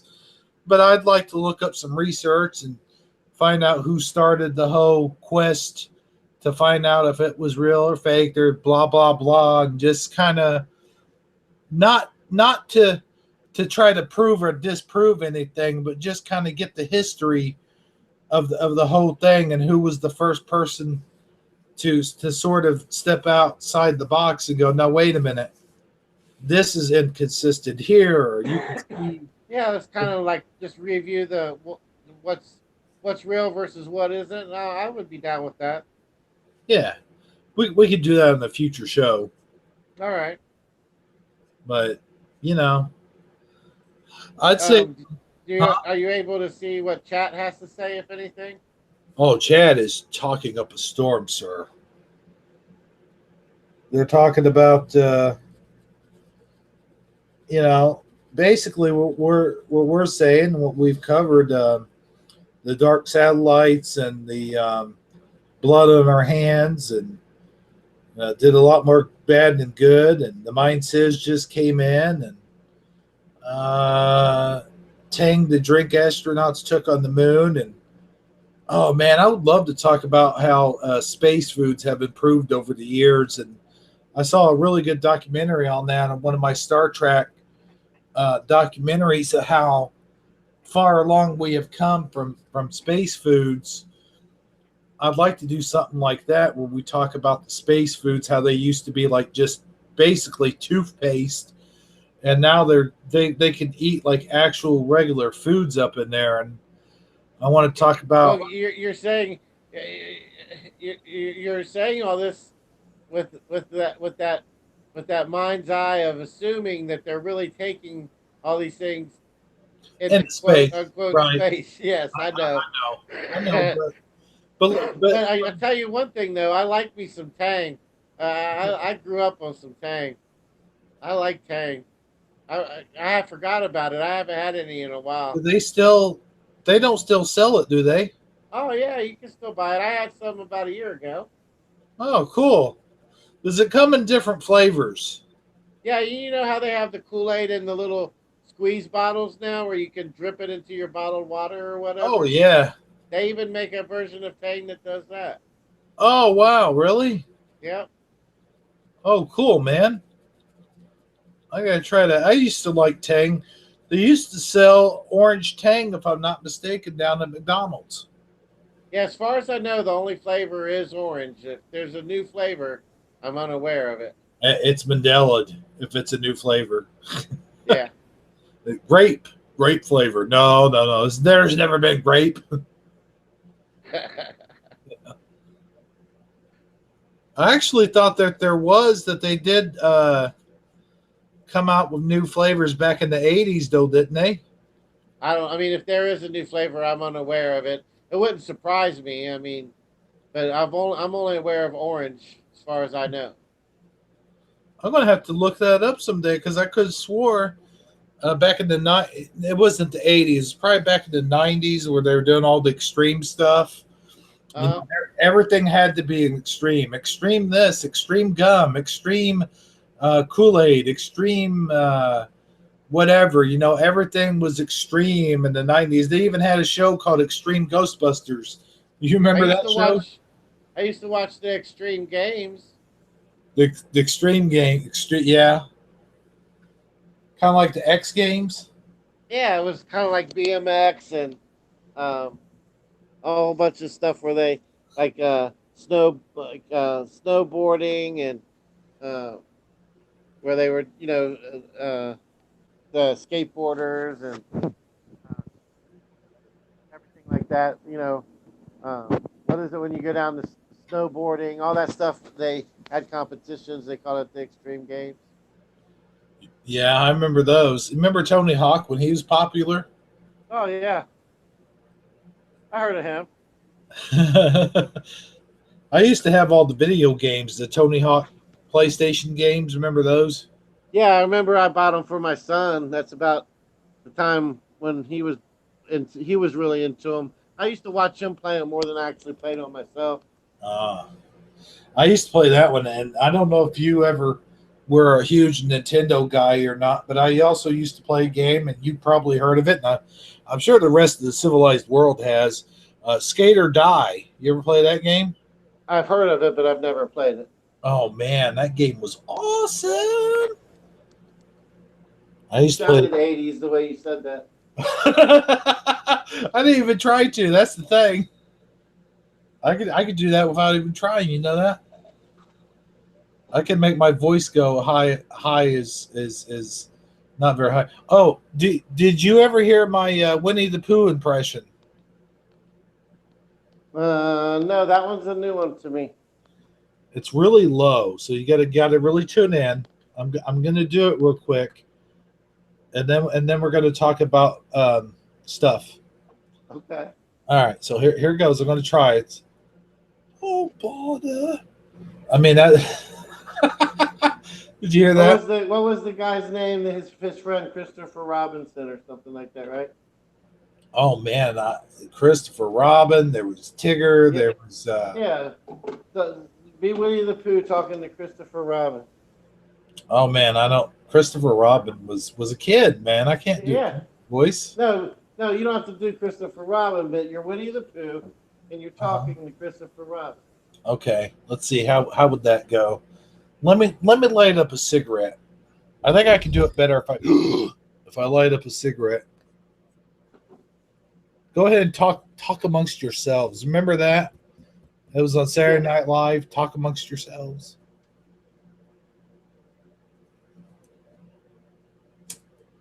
All right. Let's see here. Dude, I don't think I could do that one. All right. Well, I can do it. I can do it where he's talking to Tigger. All right, do we talking to Tigger? You know what the wonderful thing about Tiggers is that Tiggers are wonderful things.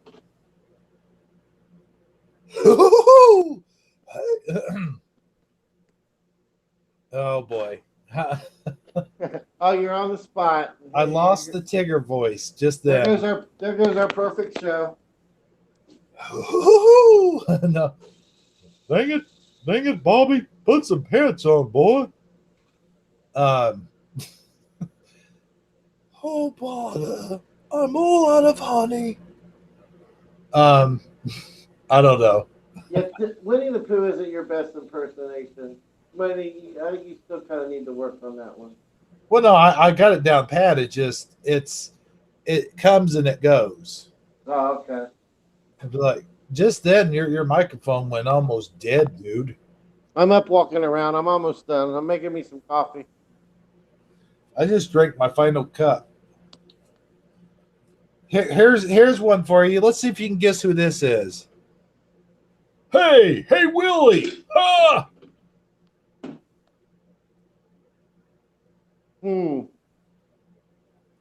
Let's see. I don't know. Let's see if the audience has got it. All right. Eddie Von Keen got it right away. That's Who cool. was it? Alf.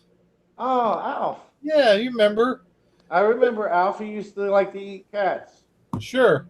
Hey, Willie. I'm going to eat the cat. Don't eat the cat, Alf. Okay, the dad I need to work on. Hey, I think the dad died not too long ago. Did you know that? No, I didn't. The guy Oh, he was about as nerdy as they come, wasn't he? Oh yeah. I actually liked Alf. Yeah, it was I got all four. You know, there was only 4 seasons. Huh. I How got many all. episodes are in each season? Oh, I don't know, Like 20, 30, 40? like 50 or 60, I think. I don't Oh, know. wow. Yeah. No, I'm just kidding. There's probably about 30 or 40. Okay. But in cartoon, he did have a cartoon. Do you remember the cartoon? Yeah, I do remember the cartoon. They showed him on his home planet, Melmac. Yeah, I don't know how long ago, but he did pass away. The dad did. Who else was on this show that... Good night, Red Anybody? Shirt. Red Shirt's going to bed, so I told him good night. All right, yeah. Thanks for subscribing again. We really appreciate it, brother. Now, what was your question? I'm sorry. I can't think of anybody else that I knew, like their names, like as an act. Who was the person that played Alf? I mean, was that a comedian? It was a comedian, and I think he might have died, but I don't think he did the voice. I think he wrote the material. Oh, okay. I can't remember who did the voice, but I think the comedian that wrote for Alf died. Gotcha. But yeah, man, I'll tell you what, this has been a great show, I think. Yeah, for sure. And I'm ready to wrap it up if you are. It is getting late. It's almost 3 in the morning. Where I'm at. It's almost 2 here where I'm at. But I want to go out on the note though. Uh-oh. I do want to say that I want to talk about on our next show controversial stuff. Oh, you know what I want to talk about right now, real quick Nope. before we go off the air. What? They had a very special. Does anyone out there watch wrestling? Did you ever watch wrestling? I used to back in the day, back like when it, the one like Hulk Hogan, Junkyard Dog, uh, Oh yeah, Andre the Giant, Rowdy Piper, Jake the Snake, all those guys. Jake the Snake Roberts. Yep. But they had a very special Monday Night Raw tonight. It was the anniversary, and I can't remember what year, how many years they've been on the air or something, nothing like that. But it was their anniversary tonight, and they had all the legends. All the legends came on.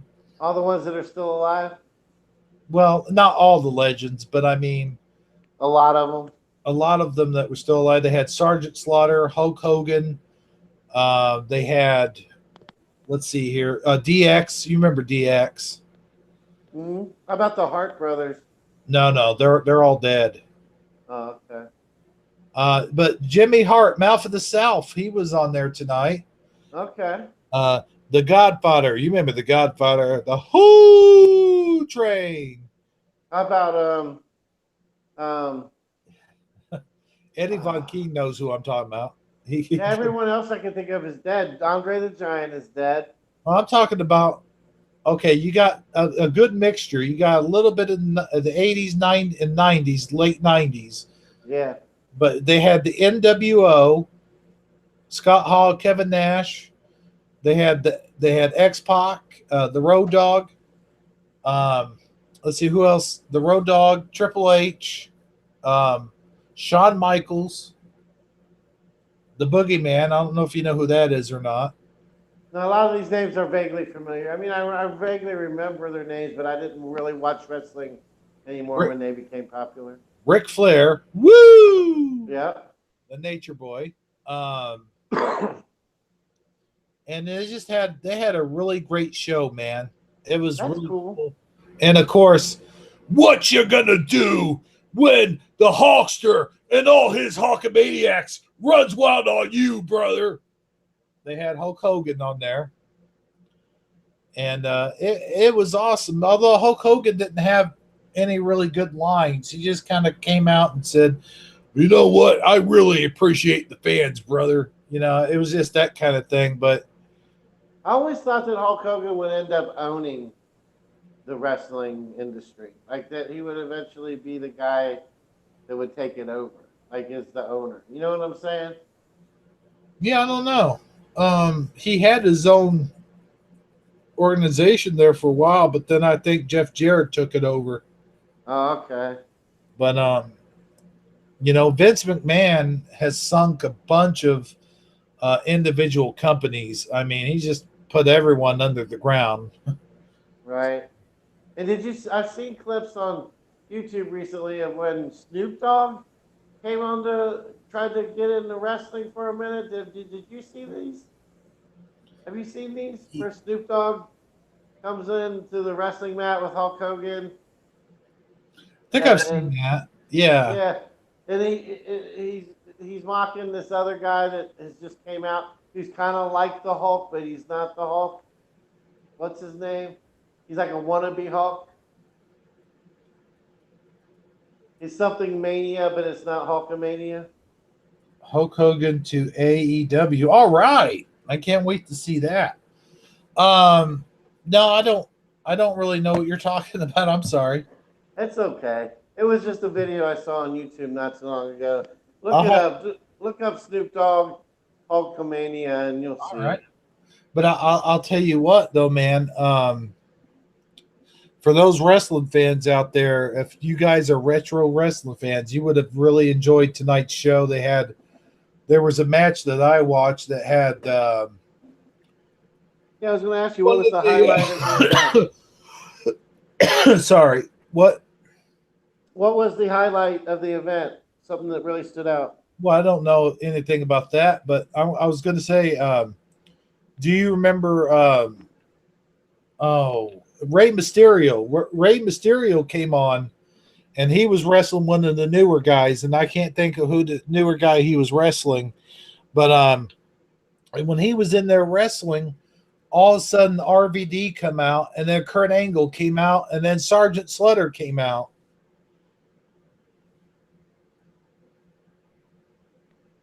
And they came out to help the guy out or something. And then later on, they were having this thing that was called the 24/7 belt. It was kind of a reminder of the hardcore. Do you remember the hardcore title? Mm-mm. It was kind of like, okay, it was a hardcore title was on the line 24/7, no matter where they went. Like if they went to a hotel room or to a restaurant or something, a wrestler could show up and beat the crap out of them, and a referee with them. And it was kind of funny. And they would have the guy, they would fight, and they would take the belt away from them if they had a referee with them, and they could win the belt anywhere. It could be, like I said, a restaurant or hotel room or That's an anywhere. interesting concept. Oh, it was funny.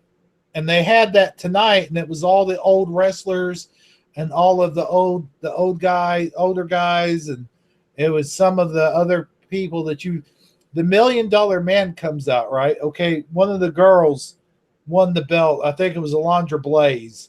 She had just won the title, and she was about to throw it in the trash. And if you don't get that reference, Alundra Blaze wrestled for the WWE, WWF at the time, and she was the women's world champion. And she left the WWF and went to WCW under a different name, but it was still Alundra Blaze. But I mean, not in WCW. I can't think of what her name was. Anyway, long story short, on national television, she took the women's title and threw it in the trash can. So tonight, when they had the reunion, she took the belt and she acted like she was about to throw it in the trash can. And then the $1 Million Man comes out and he goes, whoa, whoa, whoa. He goes, why throw that in the trash can when I can just buy it? I'll buy it off of you. And he reaches in his pocket and he pulls out these $100 bills. And it was funny because I don't know if you recall that back in the 80s, Hulk Hogan was wrestling Andre the Giant. Okay? You with me so far? Yep. And it was on a Saturday night's main event, but it wasn't Saturday night. It was Friday night. So it was just called the main event. All right. Well, what happened was, Eddie Von King mentioned Alundra Blaze's name in WCW. It was Medusa. Thank you, Eddie Von King. But anyway, so yeah, Hogan was wrestling Andre the Giant, and Andre the Giant ended up landing on top of him or something like that. It was a real generic, just out of nowhere move. And then a fake referee came out from underneath the ring, and it was Earl Hebner's brother. It was Dave Hebner, but they played it off like they had hired someone to get a face job and all that stuff.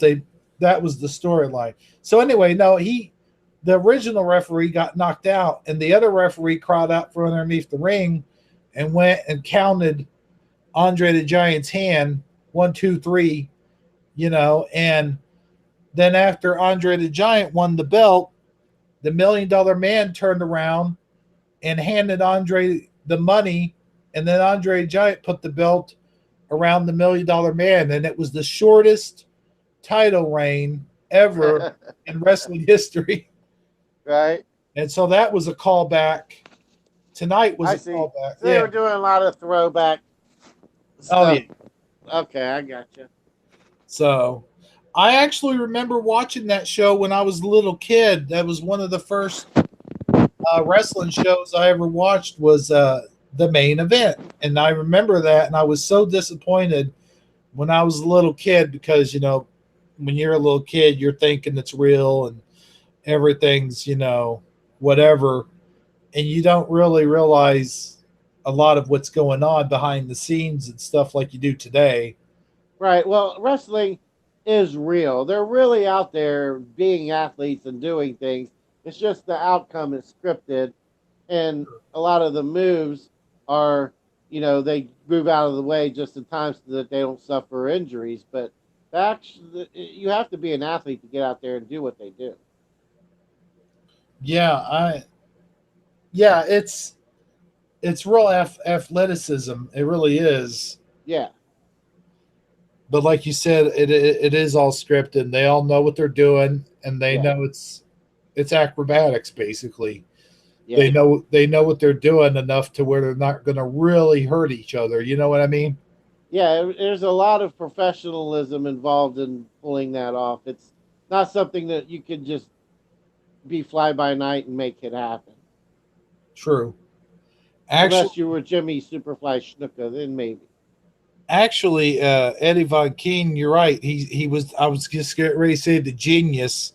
Leapin' Lenny was his name. What he started out with, the Monarch. Leapin' Lenny, Lenny, Poffo or Poffo, and that was the Macho Man. That was Randy Poffo. That was Randy's real name, and Randy used to be a baseball player. He was a pitcher for the St. Louis Cardinals. Did you know that? No, I didn't. And ironically, and here's a small story I'll tell before we go off the air. He had injured his elbow and had to quit playing baseball, and he knew his baseball career was over with.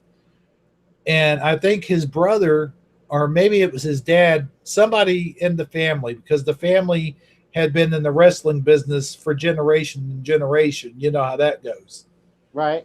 So that was his way of, he's like, well, I gotta make money somehow. I don't have this baseball thing anymore. What am I gonna do? So then ironically, his finishing move became the flying elbow drop after he supposedly tore that ligament between the elbow. Yeah, the Tommy John. Well, no, that's the shoulder. Oh, I thought it was the elbow. My bad. Wait a minute. Tommy John. I think Tommy John surgery was where your shoulder meets your collarbone, basically, right? I thought it was the elbow, but I could easily stand corrected. I might be incorrect. Now, see, you've got me kind of confused because I always thought it was where the shoulder was. I don't know. I mean, I can Google it if you want me to. Yeah, can you do that real fast? Yep. You keep talking. All right. So, yeah, basically, the Macho Man had injured his elbow from where the elbow detaches from the forearm, and he had to quit baseball and went into wrestling. And his finishing move was the flying elbow. But that doesn't mean that he used the same elbow. He might have been using like a different elbow, but I just thought that was a nice bit of information there to pass along. But his dad used to wrestle, and I'm not sure what his dad's name was, but those guys are actually Italian. Um, and I think the name Savage, I think Freddie Blassie actually gave him the name Savage. Third elbow. What do you mean third elbow?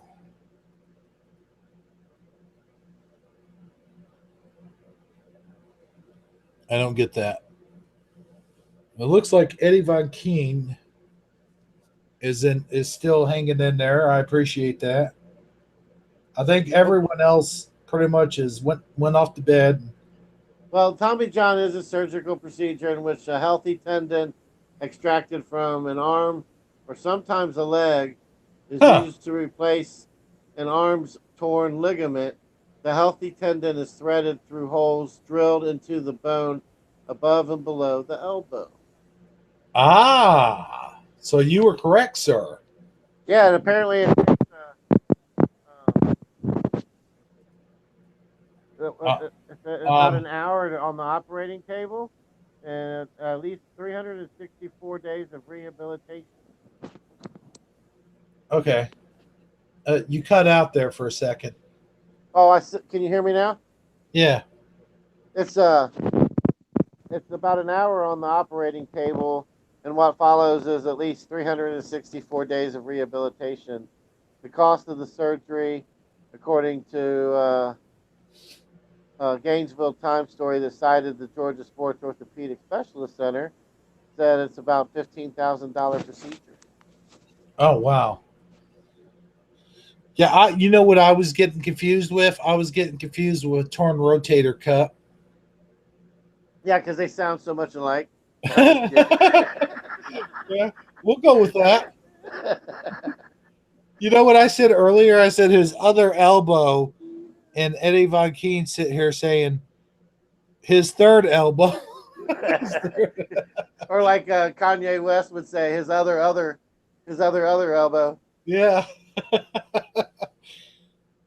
Now he's saying Ed McMahon. Ed McMahon. Yep.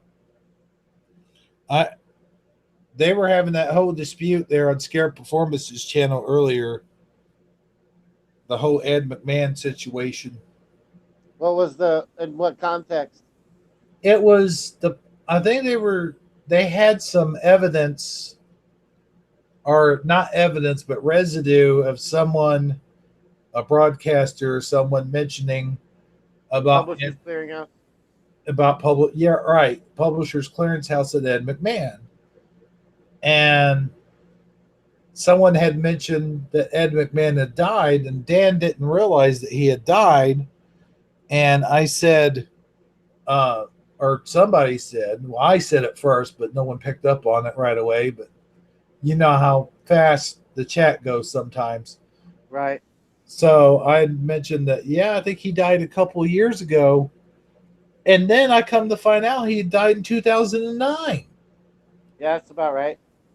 Oh, I thought it was just a couple of years ago.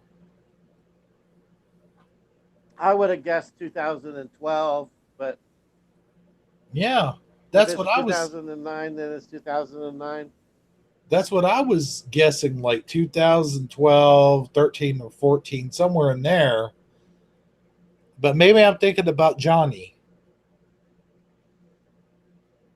When did Johnny Carson die? Oh yeah, good question. I don't know. I'd have to look it up. Can you? Sure. I'm having you do a lot of work tonight, aren't I? Yeah. Like I'm actually earning my keep. Yeah. Let's see here. Johnny Carson.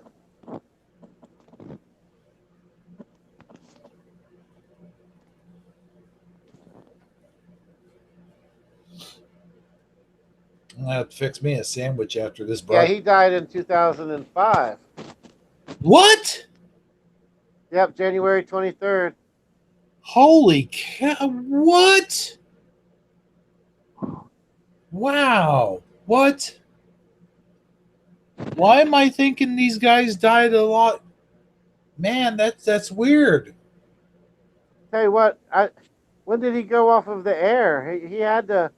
I mean, he didn't go off the air until like the late 90s, right? I mean, he Right. must not have lived very long. 96 or 97. Yeah, You're 'cause that's when man, Jay Leno you're- took over, right? You're cutting out bad. Oh, okay. How about now? Okay, Eddie Von Keen said he went off the air in 91. Okay. So, oh wait, no, correction, 92. Well, make up your mind. Make up your mind, Eddie. Come on now.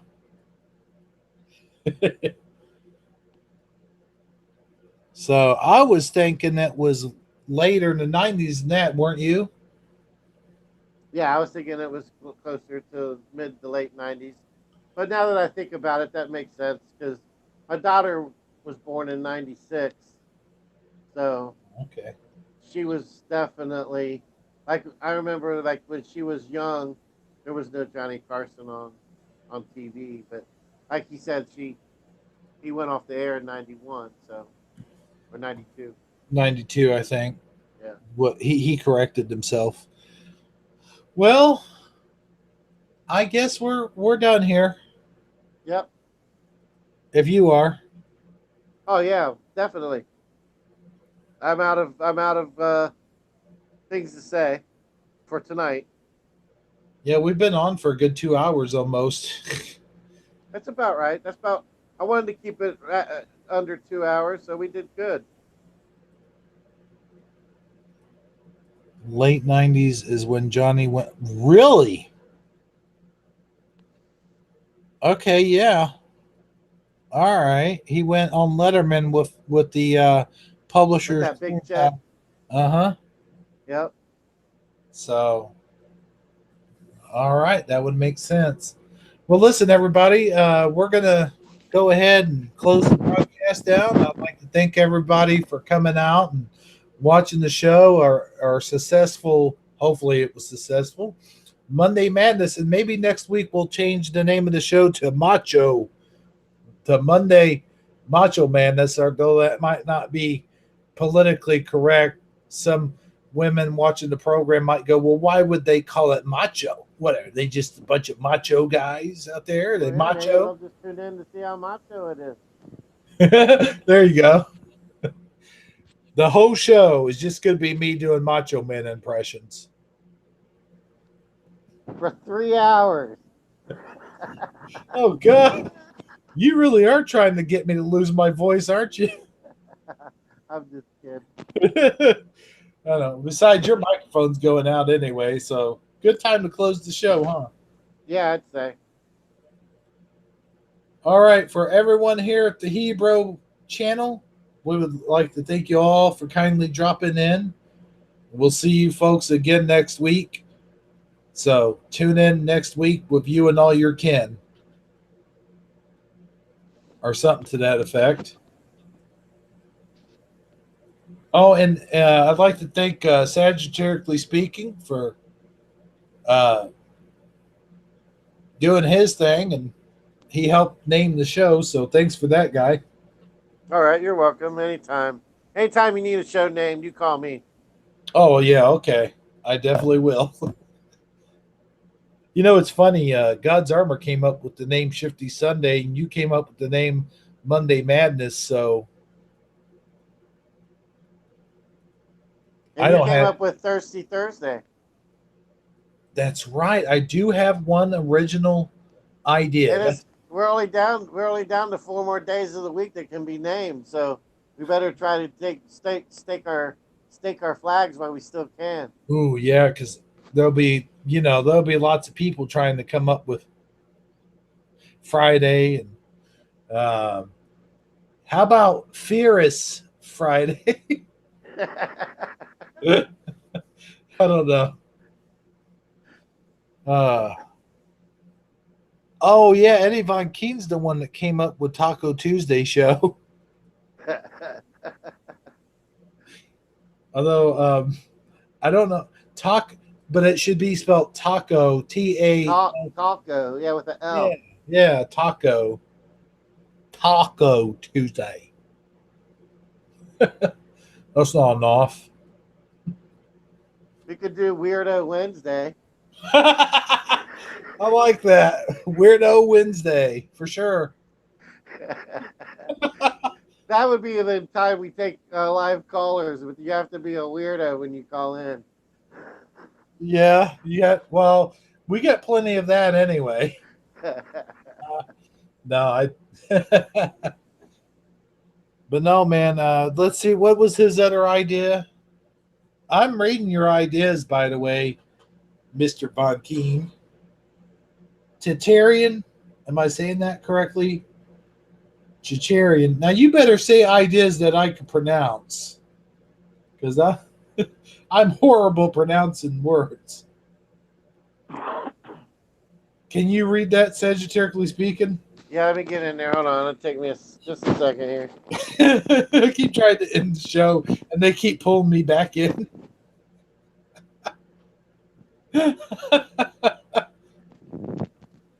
Tartarian Tuesday. Oh, okay. I was saying it right. What were you saying? The Titarian Empire. I just wanted to hear you say it. Oh, I see. I like Taco Tuesday better. I like that. Yeah. Tartarian is cool though. We can talk about the mud flood and star forts on Tuesdays. How's that sound? There you go. We got to have variety shows, man. We got to have different themes each day. Oh shit! I don't think I could do this every day. You do it every day. You just don't do it on YouTube.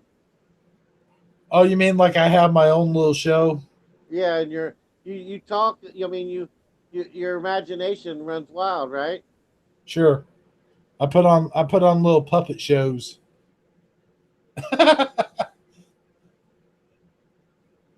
That got crickets. Okay, well, good. Oh, Mud Flood Fridays. Oh, I like that. I like Yeah. that. I would like that if it was like the kind that you get at Fridays when you go there at the restaurant. Oh, that'd make a nice drink, wouldn't it? Oh, they have something like that. It's a mud slide or something like that. Something mud. It's chocolate. Sure. Yeah. That'd be great, man. I want one of those now. Thanks a lot, guys. First, on Scarab's channel, they're talking about hot dogs and mustard and ketchup and sauerkraut and relish. And now you guys are talking about mud flood Sundays. No, Fridays. Oh, okay. Yeah, Fridays. But Don't get the days of the week mixed up. I know, but wouldn't that make a great Sunday though? Like Sunday, like is in ice cream though? Like I knew what you meant. I just was trying to. yeah, I got you. Okay. Oh boy, the two of you, I tell you, we ought to get Eddie Von Keen in here someday, do the show with us. Yeah, maybe next week you can either call in or get in our hangout session. But I don't know, he might be too shy. Well, we'll invite him and see if he shows up. I bet he could come up with some great stories. He says, let's create a new day of the week. What do you think? What do you think about that? Yeah, well, we definitely would have to go to the drawing board with that. Friday and Sunday. Friday. Right? It would have to be a day off. We would need a third day off. We could add a day to the week. We don't want to add another work day. You know what I'm saying? Oh yeah, true. Well, I said Friday. Yeah. I'm just saying. We got to make it an off day. Whatever we name it. Okay, yeah. How the hell would that work?